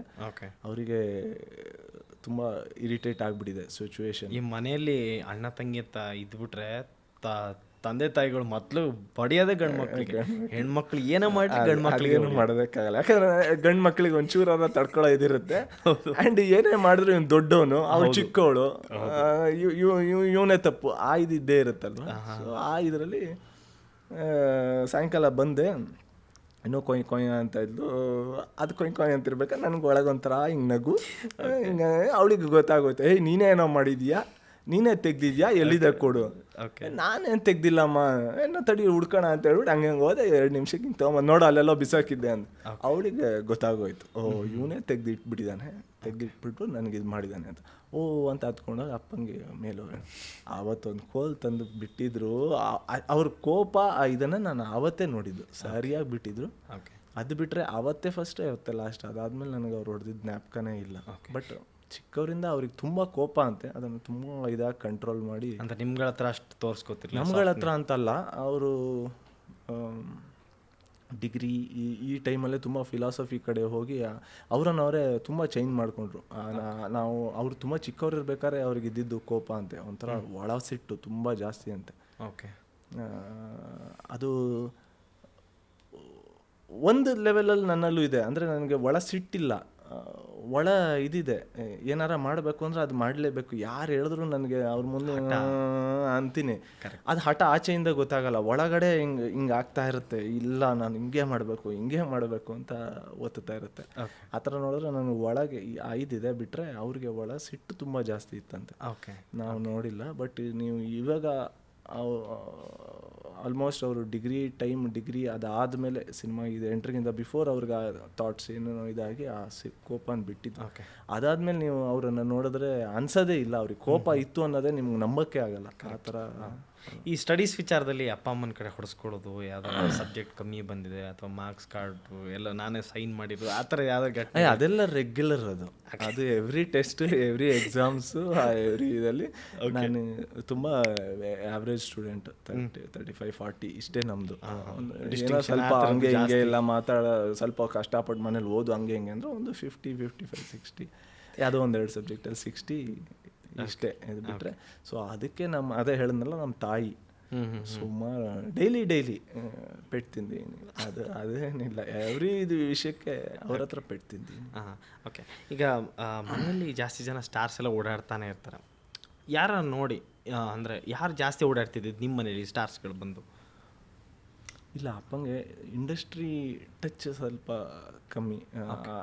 ಅವ್ರಿಗೆ ಇಂಡಸ್ಟ್ರಿ ಫ್ರೆಂಡ್ಶಿಪ್ಸು, ಅದು ದೊಡ್ಡ ಆರ್ಟಿಸ್ಟ್ ಫ್ರೆಂಡ್ಶಿಪ್ಸು ಈ ಥರ ಎಲ್ಲ ಕಮ್ಮಿ. ಅವರಿಗೆ ಪ್ರೊಫೆಷನ್ ವೈಸ್ ಸಿನಿಮಾ, ಆ ಸಿನಿಮಾ ರಿಲೇಟೆಡ್ ಯಾರು ಆರ್ಟಿಸ್ಟ್ ಇದ್ದರು, ಅದು ಅವ್ರು ಮಾಡ್ತಿದ್ದ ಶೂಟಿಂಗ್ಸ್ ಎಲ್ಲ ಒಂದು 3 to 4 days ನಮ್ಮ ಮನೆ ಸುತ್ತಮುತ್ತ ಇರೋದು, ಇಲ್ಲ ನಮ್ಮ ಮನೇಲಿರೋದು. ಆವಾಗ ಅದ್ರಲ್ಲಿ ಮಾಡ್ತಿರೋ ಆರ್ಟಿಸ್ಟ್ಗಳು ಬರೋರು, ಮಾತಾಡ್ತಿದ್ರು, ಇದು ಮಾಡ್ತಿದ್ರು. ಇದೇ ಬಿಟ್ಟರೆ ರೆಗ್ಯುಲರ್ ಈ ಇಂಡಸ್ಟ್ರಿ ಫ್ರೆಂಡ್ಸ್ ಥರ ಅಪ್ಪನನ್ನು ಬಂದು ಮೀಟ್ ಮಾಡಿ ಇದು ಮಾಡಿ ಆ ಥರ ಅವರು ಬೆಳೆದಿಲ್ಲ. ನಾನು ನೋಡೇ ಇಲ್ಲ. ಅಪ್ಪನಿಗೆ ವೆರಿ ಕ್ಲೋಸ್ ಫ್ರೆಂಡ್ ಅಂತ ಯಾರು ಇದ್ದಾರ ಅಂದರೆ ಯಾರೂ ಇಲ್ಲ. ಕ್ಲೋಸ್ ಇದ್ದವರು ಅವರು ಆವಾಗ ಫೋನಲ್ಲಿ ಮಾತಾಡೋರು, ಇದು ಮಾಡೋರು ಬಿಟ್ಟರೆ ಅವ್ರು ತುಂಬ ಈ ಸೋಷಿಯಲೈಸ್ ಆಗೋದು ಅಂದರೆ ಸಾಟರ್ಡೆ ಸಂಡೇ ಜನಕ್ಕೆ ಸಿಗೋದು, ಪಾರ್ಟಿ ಮಾಡೋದು ಅಥವಾ ಗ್ಯಾದರಿಂಗ್ಸ್ಗೆ ಹೋಗೋದು ಈ ಥರ ಕಮ್ಮಿನೇ. ಅವ್ರದ್ದೇ ಆದ ವರ್ಡಲ್ಲಿರೋರು ಯಾವಾಗಲೂ. ಓಕೆ, ಫಸ್ಟು ಅಪ್ಪಾಜಿಗೆ ದುಡ್ಡು ಕೊಟ್ಟಂಥ ಅಮೌಂಟ್ ಎಷ್ಟು? ಏನಾರ ಗಿಫ್ಟ್ ಏನಾರ ಕೊಟ್ಟಿದ್ರೆ ಅಪ್ಪಾಜಿಗೆ? ಆ್ಯಕ್ಚುಲಿ ಫಸ್ಟ್ ನನ್ನ ದುಡಿಮೆ ಬಾಜಿನೇ. ಓಕೆ, ಅದು ಆ್ಯಕ್ಚುಲಿ ಅದಕ್ಕೆ 5 ಜನ ಪ್ರೊಡ್ಯೂಸರ್ಸು. 5 ಜನ ಪ್ರೊಡ್ಯೂಸರ್ಸ್ ಸೇರಿ 5 ಲಕ್ಷ ಕೊಡಬೇಕು ಅನ್ನೋ ಥರ ಅವರು ಫಿಕ್ಸ್ ಮಾಡ್ಕೊಂಡಿದ್ರು. ಓಕೆ, ನನಗೆ ಹೇಳಿದ್ನಲ್ಲ ನಮ್ಮ ಅಪ್ಪನ ಸಿದ್ಧಾಂತಗಳು ಈ ಥರ ಒಂದೊಂದು ಇದಾಗುತ್ತೆ ಅಂದಾಗ ಅದನ್ನು ನಾನು ಯೋಚನೆ ಮಾಡಿದೆ. ಇಲ್ಲ, ಓಕೆ ಇವ್ರು ಇದನ್ನು ಕೊಡಬೇಕು ಅಂತಾರೆ, ಬಟ್ ಅಪ್ಪನ ಪ್ರೊಡಕ್ಷನ್ ಆದರೆ ಅಪ್ಪ ಏನು ಮಾಡೋರು? ಅಪ್ಪನ ಬಜೆಟು ಯಾವಾಗಲೂ ಒಂದು ಇಷ್ಟು ಬಜೆಟ್ ಅಂದ್ಕೊಳ್ಳೋರು. ಆ ಬಜೆಟ್ನ ಅವ್ರ ಆರ್ಟಿಸ್ಟ್ಗಳಿಗಾಗಲಿ ಟೆಕ್ನಿಷಿಯನ್ಸ್ಗಾಗಲಿ ಅದನ್ನು ಹಂಚ್ಬಿಟ್ಟು ನನ್ನ ಕೈಲಿ ಈ ಆರ್ಟಿಸ್ಟ್ಗೆ ಇಷ್ಟು ಕೊಡೋಕ್ಕಾಗುತ್ತೆ, ಈ ಆರ್ಟಿಸ್ಟ್ಗೆ ಇಷ್ಟು ಕೊಡೋಕ್ಕಾಗುತ್ತೆ, ಇದ್ರ ಮೇಲೆ ನನ್ನ ಕೈಲಿ ಆಗಲ್ಲ ಅನ್ನೋದು ಅವ್ರು ಫಿಕ್ಸ್ ಮಾಡ್ಕೊತಿದ್ರು. ಅದಕ್ಕೆ ಆಲ್ಟರ್ನೇಟಿವ್ಸ್ ಇಟ್ಕೊಳ್ಳೋರು. ಇವರು ಇಲ್ಲಾಂದ್ರೆ ಇವರು ಇಲ್ಲಾಂದ್ರೆ ಇವರು ಈ ಥರ.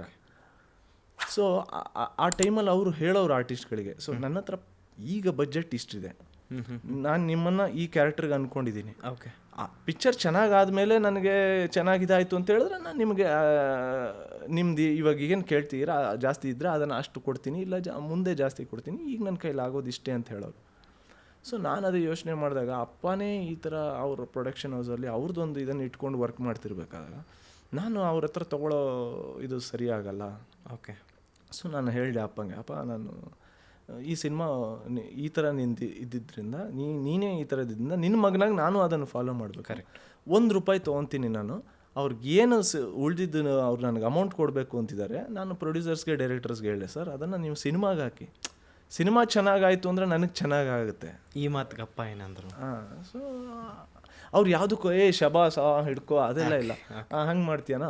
ಮಾಡು, ಓಕೆ, ಗುಡ್ ಥಾಟ್, ಒಳ್ಳೆಯದು, ಸಿನಿಮಾ ಚೆನ್ನಾಗಾಗುತ್ತೆ, ಇಷ್ಟೇ ಅವ್ರದ್ದು. ಅದು ಅವ್ರೇನು ತುಂಬ ಅಷ್ಟು ಎಮೋಷನಲ್ ಅಷ್ಟು ಇದು ಅಲ್ಲ. ಓಕೆ, ಸೊ ಅಂದರೆ ಸಿನಿಮಾಗಂತ ಬಂದಾಗ ಅಪ್ಪಾಜಿದ ಸಿದ್ಧಾಂತಗಳೇನಿತ್ತು ನಿಮ್ಮ ಪ್ರಕಾರ? ಹಾರ್ಡ್ ವರ್ಕ್ ಅಷ್ಟೇ. ಓಕೆ, ಎಲ್ಲದನ್ನು ಮೊದಲೇ ಮಾಡ್ಕೊಳ್ಳೋದು. ಲಾಸ್ಟ್ ಮೂಮೆಂಟ್ವರೆಗೆ ಅವ್ರು ಯಾವುದು ಜಾಸ್ತಿ ಇಟ್ಕೋತಾ ಇರಲಿಲ್ಲ. ಹೇಳಿದ್ನಲ್ಲ, ಸ್ಕ್ರಿಪ್ಟಲ್ಲೇ ಒಂದು ಪಿನ್ ಬೇಕಾದ್ರೆ ಅವ್ರು ಯಾವಾಗಲೂ ಹೇಳೋರು, ಒಂದು ಪಿನ್ ಎಷ್ಟೇ ಪ್ಲ್ಯಾನ್ ಮಾಡಿದ್ರು ಅವರು ಸಿನಿಮಾ ಮಾಡಬೇಕಾದಾಗಲೂ ಒಂದಿಷ್ಟು ಹೊಡೆಯುತ್ತೆ ಸಿನಿಮಾದಲ್ಲಿ. ನೀವು 100% ಪ್ಲ್ಯಾನ್ ಮಾಡ್ಕೊಂಡು ಹೋಗಿದ್ರು ಸ್ಪಾಟ್ಗೆ, 5% ಏನೋ ಒಂದು ಅಲ್ಲಿ ಇದಿಲ್ಲ ಅದನ್ನು ತೊಗೊಂಬ, ಮತ್ತೆ ಟೈಮ್ ಕಿಲ್ ಆಯಿತು, ಅದು ಹಾಗೇ ಆಗುತ್ತೆ. ಅದನ್ನು ತಡೆಗಟ್ಟಕ್ಕೆ ಯಾರಿಗೂ ಆಗೋದಿಲ್ಲ. ಓಕೆ, ಓಕೆ, ಬಟ್ ಅದರಲ್ಲೂ ಹಂಗೆ ಆಗಬಾರ್ದು ಅಂತ ಅವ್ರೊಂದು ಎಕ್ಸ್ಟ್ರಾ ಎಫರ್ಟ್ ಹಾಕಿ ಒಂದಿಷ್ಟು ಪ್ಲ್ಯಾನ್ ಮಾಡೋರು. ಯಾವಾಗಲೂ ಹೇಳೋರು, ಒಂದು ಸೂಜಿ, ಯಾವುದೋ ಒಂದು ತುಂಬ ರಿಮೋಟ್ ಇದಕ್ಕೆ ಹೋಗ್ತೀರ, ಒಂದು ಸೂಜಿ ಇಲ್ಲ, ಅದು ಇಂಪಾರ್ಟೆಂಟು ಆ ಸೀನ್ಗೆ. ಆ ಸೂಜಿ ಹಿಂಗೆ ಚುಚ್ಚಿದಾಗಲೇ ಅದೇನೋ ಕ್ರಿಯೇಟ್ ಆಗಿ ಏನೋ ಆಗಬೇಕು ಆ ಸೀನಲ್ಲಿ. ಸೊ ಅಷ್ಟು ಇಂಪಾರ್ಟೆಂಟ್ ಇದ್ದಾಗ ಆ ಸೂಜಿನೂ ಒಂದು ಪ್ರಾಪರ್ಟಿ ನಿಮ್ಮ ಸ್ಕ್ರಿಪ್ಟಲ್ಲಿ ಇರಬೇಕು ಆ್ಯಂಡ್ ಮೊದಲೇ ರೆಡಿಯಾಗಿರಬೇಕು. ಓಕೆ, ಇಲ್ಲ ಅಂತ ಹೇಳಿದ್ರೆ ಅದು ಒಂದೇ ಒಂದು ಸೂಜಿಗೋಸ್ಕರ ಟೋಟಲ್ ಯೂನಿಟ್ ಸ್ಟಾಪ್ ಮಾಡಿಕೊಂಡು ಇದು ಮಾಡಿಕೊಂಡು ಅದನ್ನು ನೀವು ಟೌನ್ವರೆಗೆ ಹೋಗಿ, ಅದು ಯಾವುದೋ ಒಂದು ರಿಮೋಟ್ ಪ್ಲೇಸ್ ಅಂದರೆ ನೀವು ಒಂದು ಟೌನ್ಗೆ ಹೋಗಿ ವಾಪಸ್ ಆ ಸೂಜಿನ ತರಬೇಕು, ನಿಮ್ಗೆ ಸಡನ್ನಾಗಿ ಸಿಗೋದಿಲ್ಲ. ಸೊ ಈ ಥರ ಸ್ವಲ್ಪ ಪ್ಲ್ಯಾನ್ ಮಾಡ್ಕೊಂಡು ಇದು ಮಾಡಿ ಅಂತ ಇದು ಮಾಡೋರು ಅಷ್ಟೇ ಬಿಟ್ರೆ ಇದಂತ ಏನಿಲ್ಲ. ಓಕೆ, ಈಗ ತಂದೆ ಶೂಟಿಂಗ್ ಮಾಡೋ ಪ್ಲೇಸ್ಗಳಲ್ಲಿ ನೀವು ಹೋಗಿ ವಿಸಿಟ್ ಮಾಡೋದಾಗಲಿ ಆ ಥರ ಏನಾದ್ರು ನಡೀತಿತ್ತ? ಅಮ್ಮ, ನೀವು ಅಥವಾ ತಂಗಿ ಆ ಥರ ಹೋಗೋದೇನಾದ್ರು? ಶೂಟಿಂಗ್ ಸ್ಪಾಟ್ಸ್ಗೆಲ್ಲ ಇದಕ್ಕೆಲ್ಲ ಹೋಗಿದ್ದು ಕಮ್ಮಿನೇ. ನಾವು ಅವ್ರು ಕರಿತಾನೂ ಇಲ್ಲ, ನಾವು ಹೋಗ್ತಾನೆ, ನಾವು ನಮ್ಮದೇ ಆದ ಇದರಲ್ಲಿ ಇರ್ತಾಯಿದ್ವಿ. ಮನೆ ಸುತ್ತಮುತ್ತ ನಡೆದಾಗ ಸ್ವಲ್ಪ ನೋಡ್ತಾ ಇದ್ವಿ, ಇದು ಮಾಡ್ತಾಯಿದ್ವಿ. ಒಂದೇ ಖುಷಿ ಏನಂತ ಹೇಳಿದ್ರೆ ಶೂಟಿಂಗ್ ಊಟ ಬರುತ್ತೆ, ಇಡ್ಲಿ ವಡೆ ಪುರಿ ಇದೆಲ್ಲ ಬರುತ್ತೆ ಅನ್ನೋ ಇದು ಬಿಟ್ಟರೆ ಶೂಟಿಂಗ್ ಇದಂತ ಏನು ಅಷ್ಟು ಕ್ರೇಜ್ ಇರಲಿ. ಅಂದರೆ ನಿಮ್ಗೆ ಅವಾಗ ಗೊತ್ತಿತ್ತಾ ಶೂಟಿಂಗ್ ಅಂತಂದ್ರೆ ಹೀಗಾಗತ್ತೆ, ಅಥವಾ ಡೈಲಾಗ್ಸ್ ಅಪ್ಪಾಜಿ ಹೇಳೋದಾಗಿರ್ಬೋದು? ಯಾವ್ದು ಫಸ್ಟ್ ಡೈಲಾಗ್ ಯಾವ್ದು ನೋಡಿದ್ರಿ ಅಪ್ಪಾಜಿ ಡೈಲಾಗ್ಸ್ ಹೇಳೋದು? ಅಲ್ಲ, ಶೂಟಿಂಗು ನಿಮಗೆ ಅದ್ರ ಬಗ್ಗೆ ಇಂಟ್ರೆಸ್ಟ್ ಇದ್ದಾಗ ಮಾತ್ರ ನಿಮ್ಗಲ್ವಾ ಅದು, ಓ ಹಿಂಗೆ, ಓ ಇದು ಹಿಂಗೆ, ಇದು ಹಿಂಗೆ. ಅದು ಇಂಟ್ರೆಸ್ಟೇ ಇಲ್ಲದಾಗ ಏನೋ ಮಾಡ್ತಾ ಇದ್ದಾರೆ, ಓಕೆ, ಅದ್ರ ಬಗ್ಗೆ ತಿಳ್ಕೊಳ್ಳೋ ಇದೇ ಇರಲ್ಲ. ಸೊ ನನಗದು ಇದೇ ಇರಲಿಲ್ಲ. ನನಗದು ಏನಂತ ಹೇಳಿದ್ರೆ, ರಿಹರ್ಸಲ್ಸ್ ಅಂತ ಮಾಡೋರು, ಮ್ಯೂಸಿಕ್ ಆಗಲಿ ಇದಾಗಲಿ, ಅವಾಗ ಮನೇಲಿ ಆ ಮ್ಯೂಸಿಕ್ ಇನ್ಸ್ಟ್ರೂಮೆಂಟ್ಸ್ ಎಲ್ಲ ಇದೆಲ್ಲ ನುಡಿಸ್ತಾ ಆ ಸೌಂಡಿಂಗ್ಸು ಅದೆಲ್ಲ ಕೇಳೋದಕ್ಕೆ ಒಂಥರ ಇದಿರ್ತಿತ್ತು. ಅದನ್ನು ಎಂಜಾಯ್ ಮಾಡ್ತಿದ್ವಿ ಅಷ್ಟೇ, ಬಿಟ್ಟರೆ ಬೇರೆ ಎಲ್ಲ. ಓಕೆ. ವಿ ಮನೋಹರ್ ಸರು ಅಂದರೆ ಮನೇಲೇ ಬಂದಿರ್ತಿದ್ರು ಕ್ಲೀನಾಗಿ, ಅವರು ಮ್ಯೂಸಿಕ್ಸ್ ಎಲ್ಲ ಮಾಡಿಕೊಡೋರು. ನಿಮಗೆ ಮ್ಯೂಸಿಕ್ ಮೇಲೆ ಇಂಟ್ರೆಸ್ಟ್ ಆಗಿತ್ತಾ? ಇಲ್ಲ, ಅವಾಗಲೂ ಇಲ್ಲ. ಅಲ್ಲ, ನಿಮ್ಗೆ ಒಬ್ಬ ಆರ್ಟಿಸ್ಟಾಗಿ ಎಷ್ಟು ಬೇಕೋ ಇಂಟ್ರೆಸ್ಟು ಇದಿದೆ ಅಷ್ಟೇ, ಬಿಟ್ಟರೆ ಪ್ರೊಫೆಷನಲ್ ಮ್ಯೂಸಿಕ್ ಅಂತ ಹೋಗ್ಬೇಕು ಅಥವಾ ಡೈರೆಕ್ಷನ್ ಕಡೆ ಹೋಗಬೇಕು ಇದಕ್ಕಿಂತ ಅದು ನನಗೆ ಗೊತ್ತಾಗಿದ್ದು ಅಭಿನಯ ತರಂಗದಲ್ಲೇ. ಆ್ಯಂಡ್ ಅಭಿನಯ ತರಂಗದಲ್ಲಿ ನೀವು ಒಂದು ನಾಟಕ ಮಾಡೋದ್ರಿಂದ ಹಿಡಿದು ಆ ಜಾಗನ ವಾಪಸ್ ಗುಡಿಸ್ಬಿಟ್ಟು ಮತ್ತೆ ಕ್ಲೀನ್ ಮಾಡೋವರೆಗೂ ನಾವೇ ಮಾಡಬೇಕಾಗತ್ತೆ ಎಲ್ಲ ಕೆಲಸಗಳನ್ನು. ಓಕೆ. ಸೊ ಅಲ್ಲಿ ನಿಮಗೆ ಲೈಟಿಂಗ್ ಬಗ್ಗೆ ಪಾಠಗಳಿರುತ್ತೆ, ಕಾಸ್ಟ್ಯೂಮ್ ಬಗ್ಗೆ ಇರುತ್ತೆ, ಡೈರೆಕ್ಷನ್ ಬಗ್ಗೆ ಇರುತ್ತೆ, ಆ್ಯಕ್ಟಿಂಗ್ ಬಗ್ಗೆ ಇರುತ್ತೆ, ಎಲ್ಲದ್ರ ಬಗ್ಗೆ ಇರುತ್ತೆ. ನಿಮಗೆ ಯಾವುದಲ್ಲಿ ತುಂಬ ಇಂಟ್ರೆಸ್ಟ್ ಇದೆ ನೀವು ಅದನ್ನು ಮಾಡ್ತಾ ಹೋಗ್ಬೋದು. ಆ ಕಡೆ ನಿಮ್ಮ ಕಾನ್ಸಂಟ್ರೇಷನ್ ಆಗಲಿ ಅಥವಾ ನಿಮ್ಮ ಒಲವಾಗಲಿ ಅಥವಾ ನೀವು ಮಾಡೋ ಪ್ರಾಕ್ಟೀಸ್ಗಳು, ನಿಮ್ಮ ಎಫರ್ಟ್ಸ್ಗಳು ಆ ಕಡೆ ಹಾಕ್ತಾ ಹೋಗ್ಬೋದು. ಸೊ ಇದರಲ್ಲಿ ನನಗೆ ಸ್ವಲ್ಪ ಅನಿಸಿದ್ದು ಆ್ಯಕ್ಟಿಂಗೇ. ಓಕೆ. ಯಾಕಂದರೆ ನಾವು ಮಾಡಿದ ಒಂದಿಷ್ಟು ನಾಟಕಗಳಲ್ಲಿ ಇದನ್ನು ಚೆನ್ನಾಗಿ ಮಾಡಿದೆ, ಇದನ್ನು ಹಿಂಗೆ ಮಾಡಿದೆ, ಇದನ್ನು ಹಂಗೆ ಮಾಡಿದೆ ಅಂತ ಹೇಳೋರು. ಆ್ಯಂಡ್ ಕಾಲೇಜಲ್ಲಿದ್ದಾಗ, ಸ್ಕೂಲಲ್ಲಿದ್ದಾಗೆಲ್ಲ ಕನ್ನಡದ ಪೊಯಮ್ ಒಂದು ಪ್ಯಾರಾಗ್ರಾಫ್ ಜ್ಞಾಪಕ ಇಲ್ದಿದ್ದು ಅಲ್ಲಿ ಒಂದೊಂದು ಪೇಜ್ ಡೈಲಾಗ್ಸ್ ಜ್ಞಾಪಕ ಇಡೋದು. So everything goes on your interest. ನಿಮ್ಗೆ ಇಂಟ್ರೆಸ್ಟ್ ಇದೆ, ಅದೆಲ್ಲ ನೀವು ತೊಗೊತಾ ಹೋಗ್ತೀರ. ಸೊ ಆ ಥರ ನಾನು ನನ್ನ ಫ್ರೆಂಡ್ಸ್ ಅಲ್ಲಿದ್ದವರು, ನನ್ನ ಟೀಚರ್ಸ್ ಇದ್ದವರು, ಅವರಿಂದ ಕಲ್ತಿದ್ದೇನಂತ ಹೇಳಿದ್ರೆ ನನಗೆ ಆ್ಯಕ್ಟಿಂಗ್ ಕಡೆ ಒಂದು ಸ್ವಲ್ಪ ಜಾಸ್ತಿ ಇದೆ, ಒಲವಿದೆ. ಆ್ಯಂಡ್ ಒಂಚೂರು ಪ್ಲಸ್ ಇದೆ ಅಂತ ಅನಿಸಿದ್ದು ನನಗೆ ಆ್ಯಕ್ಟಿಂಗು. ಸೊ ಅದರಿಂದ ಅದ್ರ ಮೇಲೆ ಕಾನ್ಸಂಟ್ರೇಟ್ ಮಾಡ್ಕೊಂಬಂದೆ.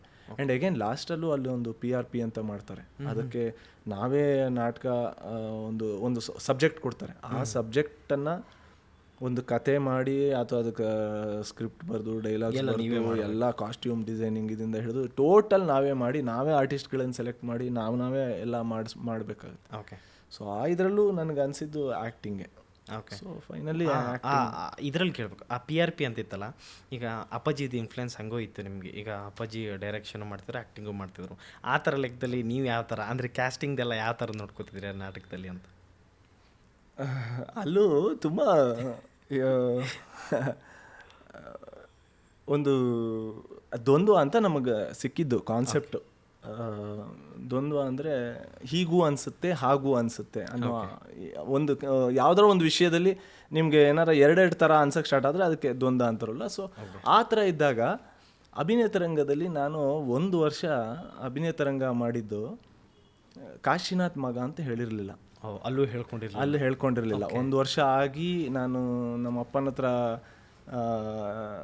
ಅಪ್ಪಚ್ಚಿ ಅಂತ ಒಂದು ಸಿನಿಮಾ ಸ್ಟಾರ್ಟ್ ಆಗುತ್ತೆ. ಆ ಟೈಮಲ್ಲಿ ನಮ್ಮ ಕ್ಲಾಸ್ಮೇಟ್ಸ್ ಹತ್ರ ಇಬ್ಬರು ಸಿಕ್ಕಾಕೊಂಡು ಅದು ಗೊತ್ತಾಗಿದ್ದು. ಅದು ಸ್ಟೋರಿ ಇನ್ನೊಂದು ಬೇರೆ ಸ್ಟೋರಿ ಚೆನ್ನಾಗಿದೆ. ಓಕೆ. ಬಟ್ ಸಾರಿ, ನಾನು ಇದನ್ನು ಯಾವ ಇದಕ್ಕೆ ತೊಗೊಂಡೆ ಫಸ್ಟು ನಿಮ್ಮ ಕ್ವಶನ್ ದ್ವಂದ್ವ. ಸಾರಿ. ಆವಾಗ ಏನಾಯಿತು, ನನ್ನ ಮೈಂಡಲ್ಲಿ ಅದೇ ದ್ವಂದ್ವ ಇದ್ದಿದ್ದು. ಇವಾಗ ನಾನು ಕಾಶಿನಾಥ್ ಮಗ ಅಲ್ಲಿ ಹೇಳಿಲ್ಲ, ಮಾಡಿಬಿಟ್ಟಿದ್ದೀನಿ.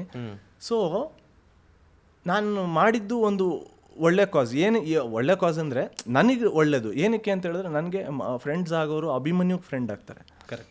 ಇಲ್ಲ ಒಬ್ಬ ನಾರ್ಮಲ್ ಹುಡುಗನ ಥರ ನಾನು ಟ್ರೀಟ್ ಮಾಡ್ತಾರೆ. ನನ್ನ ತಪ್ಪುಗಳನ್ನು, ನನ್ನ ಪಾಸಿಟಿವ್ನ ಅವ್ರು ಕರೆಕ್ಟಾಗಿ ಹೇಳ್ತಾರೆ. ಇದಕ್ಕೆ ನಾನು ಹೇಳಿರಲಿಲ್ಲ. ಬಟ್ ಆವಾಗ ನನಗೆ ದ್ವಂದ್ವ. ನಾನು ಒಂದು ಸುಳ್ಳು ಹೇಳಿದ್ದೀನಿ, ಬಟ್ ಅದು ಸುಳ್ಳು ನನ್ನ ಒಳ್ಳೆಯದಕ್ಕೆ ಮತ್ತು ಇದ್ರ ಒಳ್ಳೆಯದಕ್ಕೆ ಹೇಳಿದ್ದೀನಿ. ಸುಳ್ಳು ಹೇಳಬೇಕಾ ಹೇಳಬಾರ್ದ? ಸೊ ಆ ಕಾನ್ಸೆಪ್ಟನ್ನು ಇಟ್ಕೊಂಡ್ವೆ ದ್ವಂದ್ವಕ್ಕೆ ಒಂದು ಕಲಿ ಅಂತ ಒಂದು ಟೈಟಲ್ ಇಟ್ಬಿಟ್ಟು. ಕರೆಕ್ಟ್. ಕಲಿ ಅಂದರೆ ಕಲಿಯುಗ. ಸೊ ಈ ಕಲಿಯುಗದಲ್ಲಿ ಸುಳ್ಳು ಹೇಳಬೇಕಾ ಇಲ್ಲ ನಿಜ ಹೇಳಬೇಕಾ, ಅದೇ ಆ ದ್ವಂದ್ವ ಕ್ಯಾರೆಕ್ಟರ್ಗೆ, ಮೇನ್ ಕ್ಯಾರೆಕ್ಟರ್ಗೆ. ಸೊ ಅವನು ಒಂದಿಷ್ಟು ಇಂಟರ್ವ್ಯೂಸ್ಗಳು ಹೋಗ್ತಾನೆ. ಆ ಇಂಟರ್ವ್ಯೂಸಲ್ಲಿ ಫಸ್ಟ್ ಇಂಟರ್ವ್ಯೂವಲ್ಲಿ ತುಂಬ ಪ್ರಾಂಪ್ಟಾಗಿ ಇರೋದನ್ನೆಲ್ಲ ಹೇಳ್ತಾನೆ, ಅವ್ನಿಗೆ ಆ ಇಂಟರ್ವ್ಯೂ ಸಿಗಲ್ಲ. ಸೊ ನೆಕ್ಸ್ಟ್ ಇದರಲ್ಲಿ ಇನ್ನೊಂದು ಕ್ಯಾರೆಕ್ಟರ್, ಅದೊಂದು ಒಂದು ರೂಮಲ್ಲಿ ಒಂದು 3 ಜನ ಫ್ರೆಂಡ್ಸು. ಸೊ ಇನ್ನೊಂದು ಕ್ಯಾರೆಕ್ಟ್ರು ಬರೀ ಬಂಬಡ ಹೊಡ್ಕೊಂಡು ನಾನು ಹಂಗೆ ಹಿಂಗೆ ಅಂತ ಬಿಲ್ಡಪ್ ತೊಗೊಂಡು ಕೆಲಸ ಮಾಡೋನು. ಅವನು ಇವನಿಗೆ ಹೇಳ್ತಾನೆ, ಏನು ಗುರು ನೀನು ಹಿಂಗೆ ಎಲ್ಲ ಸತ್ಯ ಹೇಳ್ಕೊಂಡು ಕೂತ್ಕೊಂಡ್ರೆ ಆಗಲ್ಲ, ಹಿಂಗೆ ಹೇಳ್ಬೇಕು ಹಂಗೆ ಹೇಳ್ಬೇಕು. ಓಕೆ, ಇವ್ನು ನೆಕ್ಸ್ಟ್ ಇಂಟರ್ವ್ಯೂಗೆ ಎಲ್ಲ ಪ್ರಿಪೇರ್ ಆಗಿಬಿಟ್ಟು ಹೋಗ್ತಾನೆ. ಹೋದಾಗ ಅಲ್ಲಿ ಅವನಿಗೆ ಸಿಹಿಯಾದ ಸುಳ್ಳು ಬೇಕಾಗಿರುತ್ತೆ. ಅಲ್ಲ ಸಾರಿ, ಫಸ್ಟ್ ಇದ್ದಿದ್ದು ಸತ್ಯನ ಹೇಳ್ತಾನೆ, ಇಲ್ಲಿ ಪಕ್ಕಾ ಸುಳ್ಳು ಹೇಳಬೇಕು ಅಂತ ಹೋಗ್ತಾನೆ. ಬಟ್ ಅಲ್ಲಿದ್ದವನು ವೆರಿ ಸ್ಟ್ರಿಕ್ಟ್ ಆಗಿರ್ತಾನೆ. ಇದು ಅವನಿಗೆ ತುಂಬ ಪ್ರಾಂಪ್ಟಾಗೆ, ತುಂಬ ನಿಯತ್ತಾಗೆ, ತುಂಬ ಇದಾಗಿ ಹೇಳೋ ಅಂಥ ಎಂಪ್ಲಾಯಿ ಬೇಕಾಗಿರುತ್ತೆ. ಅಲ್ಲಿ ಹೋಗ್ಬಿಟ್ಟು ಇವನ್ನೆಲ್ಲ ಬಂಬಡ ಕುಚ್ಕೊಂಡು, ಸೊ ಅಲ್ಲೂ ಇಂಟರ್ವ್ಯೂಸಿಗೆ ಪಾಸ್ ಆಗಲ್ಲ ಅವನಿಗೆ. ಸೊ ಆ ಕನ್ಫ್ಯೂಷನನ್ನು ಇಟ್ಕೊಂಡು ಎಲ್ಲಿ ಸುಳ್ಳು ಹೇಳಬೇಕು, ಎಲ್ಲಿ ನಿಜ ಹೇಳಬೇಕು, ಅಥವಾ ಒಂದಿಷ್ಟು ಸಿಚುವೇಶನ್ಸಲ್ಲಿ ಸುಳ್ಳು ಹೇಳೋದ್ರಿಂದ ಒಬ್ಬರಿಗೆ ಒಳ್ಳೆಯದು ಆಗ್ಬೋದು, ಸುಳ್ಳು ಹೇಳೋದ್ರಿಂದ ಎಷ್ಟೋ ಸಿಚುವೇಶನ್ಸ್ ಕೆಟ್ಟು ಆಗ್ಬೋದು. ಸೊ ಅದೊಂದನ್ನು ಇಟ್ಕೊಂಡು ಮಾಡಿದೆ. ಬಟ್ ಅಲ್ಲಿ ಆ್ಯಕ್ಚುಲಿ ಎಸ್ ಮೂರ್ತಿ ಅವರ ಮಗಳು ಗೌರಿ ಮ್ಯಾಮ್ ಅಂತ ಅವ್ರು ನಮಗೆ ಪ್ರಿನ್ಸಿಪಾಲ್ ಆಗಿ. ಸೊ ಅವರು ಅಭಿ ಏನೋ ಮಾಡಿದೆ ಕಣೋ, ಬಟ್ ಏನು ಒಂಥರ ಅರ್ಥ ಆಗಲಿಲ್ಲ. ಸೊ ಅಲ್ಲಿಗೆ ನಮಗೆ ಡೈರೆಕ್ಷನ್ ಕಡೆ ಇಲ್ಲ, ಬೇಡ ಆ್ಯಕ್ಟಿಂಗ್ ಕಡೆ. ಯಾಕಂದರೆ ಆಲ್ಮೋಸ್ಟ್ ಅಷ್ಟು ಜನ ನನ್ನ ಫ್ರೆಂಡ್ಸ್ ಇದ್ದಲ್ಲಿ ಎಲ್ಲದಲ್ಲೂ main characters acting wise.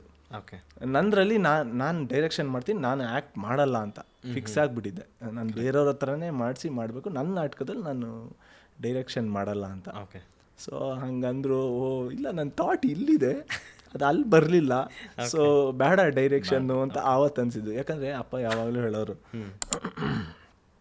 Director ಇದು ಸ್ಕ್ರಿಪ್ಟ್ ಬರೆದು ಒಂದು ಒಳ್ಳೆ ಕತೆ ಕ್ರಿಯೇಟ್ ಮಾಡೋದು ಒಂದು ಟ್ಯಾಲೆಂಟ್ ಆದರೆ, ಆ ಸ್ಕ್ರಿಪ್ಟನ್ನ ಸ್ಕ್ರೀನ್ ಮೇಲೆ ತರೋದು ಇನ್ನೊಂದು ಟ್ಯಾಲೆಂಟ್ ಅದು ಆಗಿರ್ಬೇಕು. ಸೊ ಅಲ್ಲೆಲ್ಲೋ ನನಗೊಂಚೂರು ಅನಿಸ್ತಲ್ಲ. ಸೊ ಈ ಕಡೆ ಪಾಸಿಟಿವ್ಸ್ ಜಾಸ್ತಿ ಇದೆ ಆ್ಯಂಡ್ ಈ ಕಡೆ ಇದ್ದಿದ್ದಾಗ ಓಕೆ ಈ ಕಡೆ ಬೇಡ, ಈ ಕಡೆ ಕಾನ್ಸಂಟ್ರೇಟ್ ಮಾಡೋಣ ಅಂತೇಳಿ ಆ್ಯಕ್ಟಿಂಗನ್ನೇ ಜಾಸ್ತಿ ಇದು ಮಾಡ್ಕೊಂಬಂದೆ. ಸೊ ಡೈರೆಕ್ಷನ್ ನನಗೆ ಅಲ್ಲಿಗೆ ಈ ಕ್ರಿಕೆಟ್ ಸಾಕು, ಇನ್ನು ಆ್ಯಕ್ಟಿಂಗ್ ಬಂದ್ಬಿಡೋಣ ಅಂತ ಅಂದ್ಕೊಂಡಿದ್ದು ಯಾವಾಗ? ಫೈನಲ್ ಇಯರ್ ಆದಮೇಲೆ.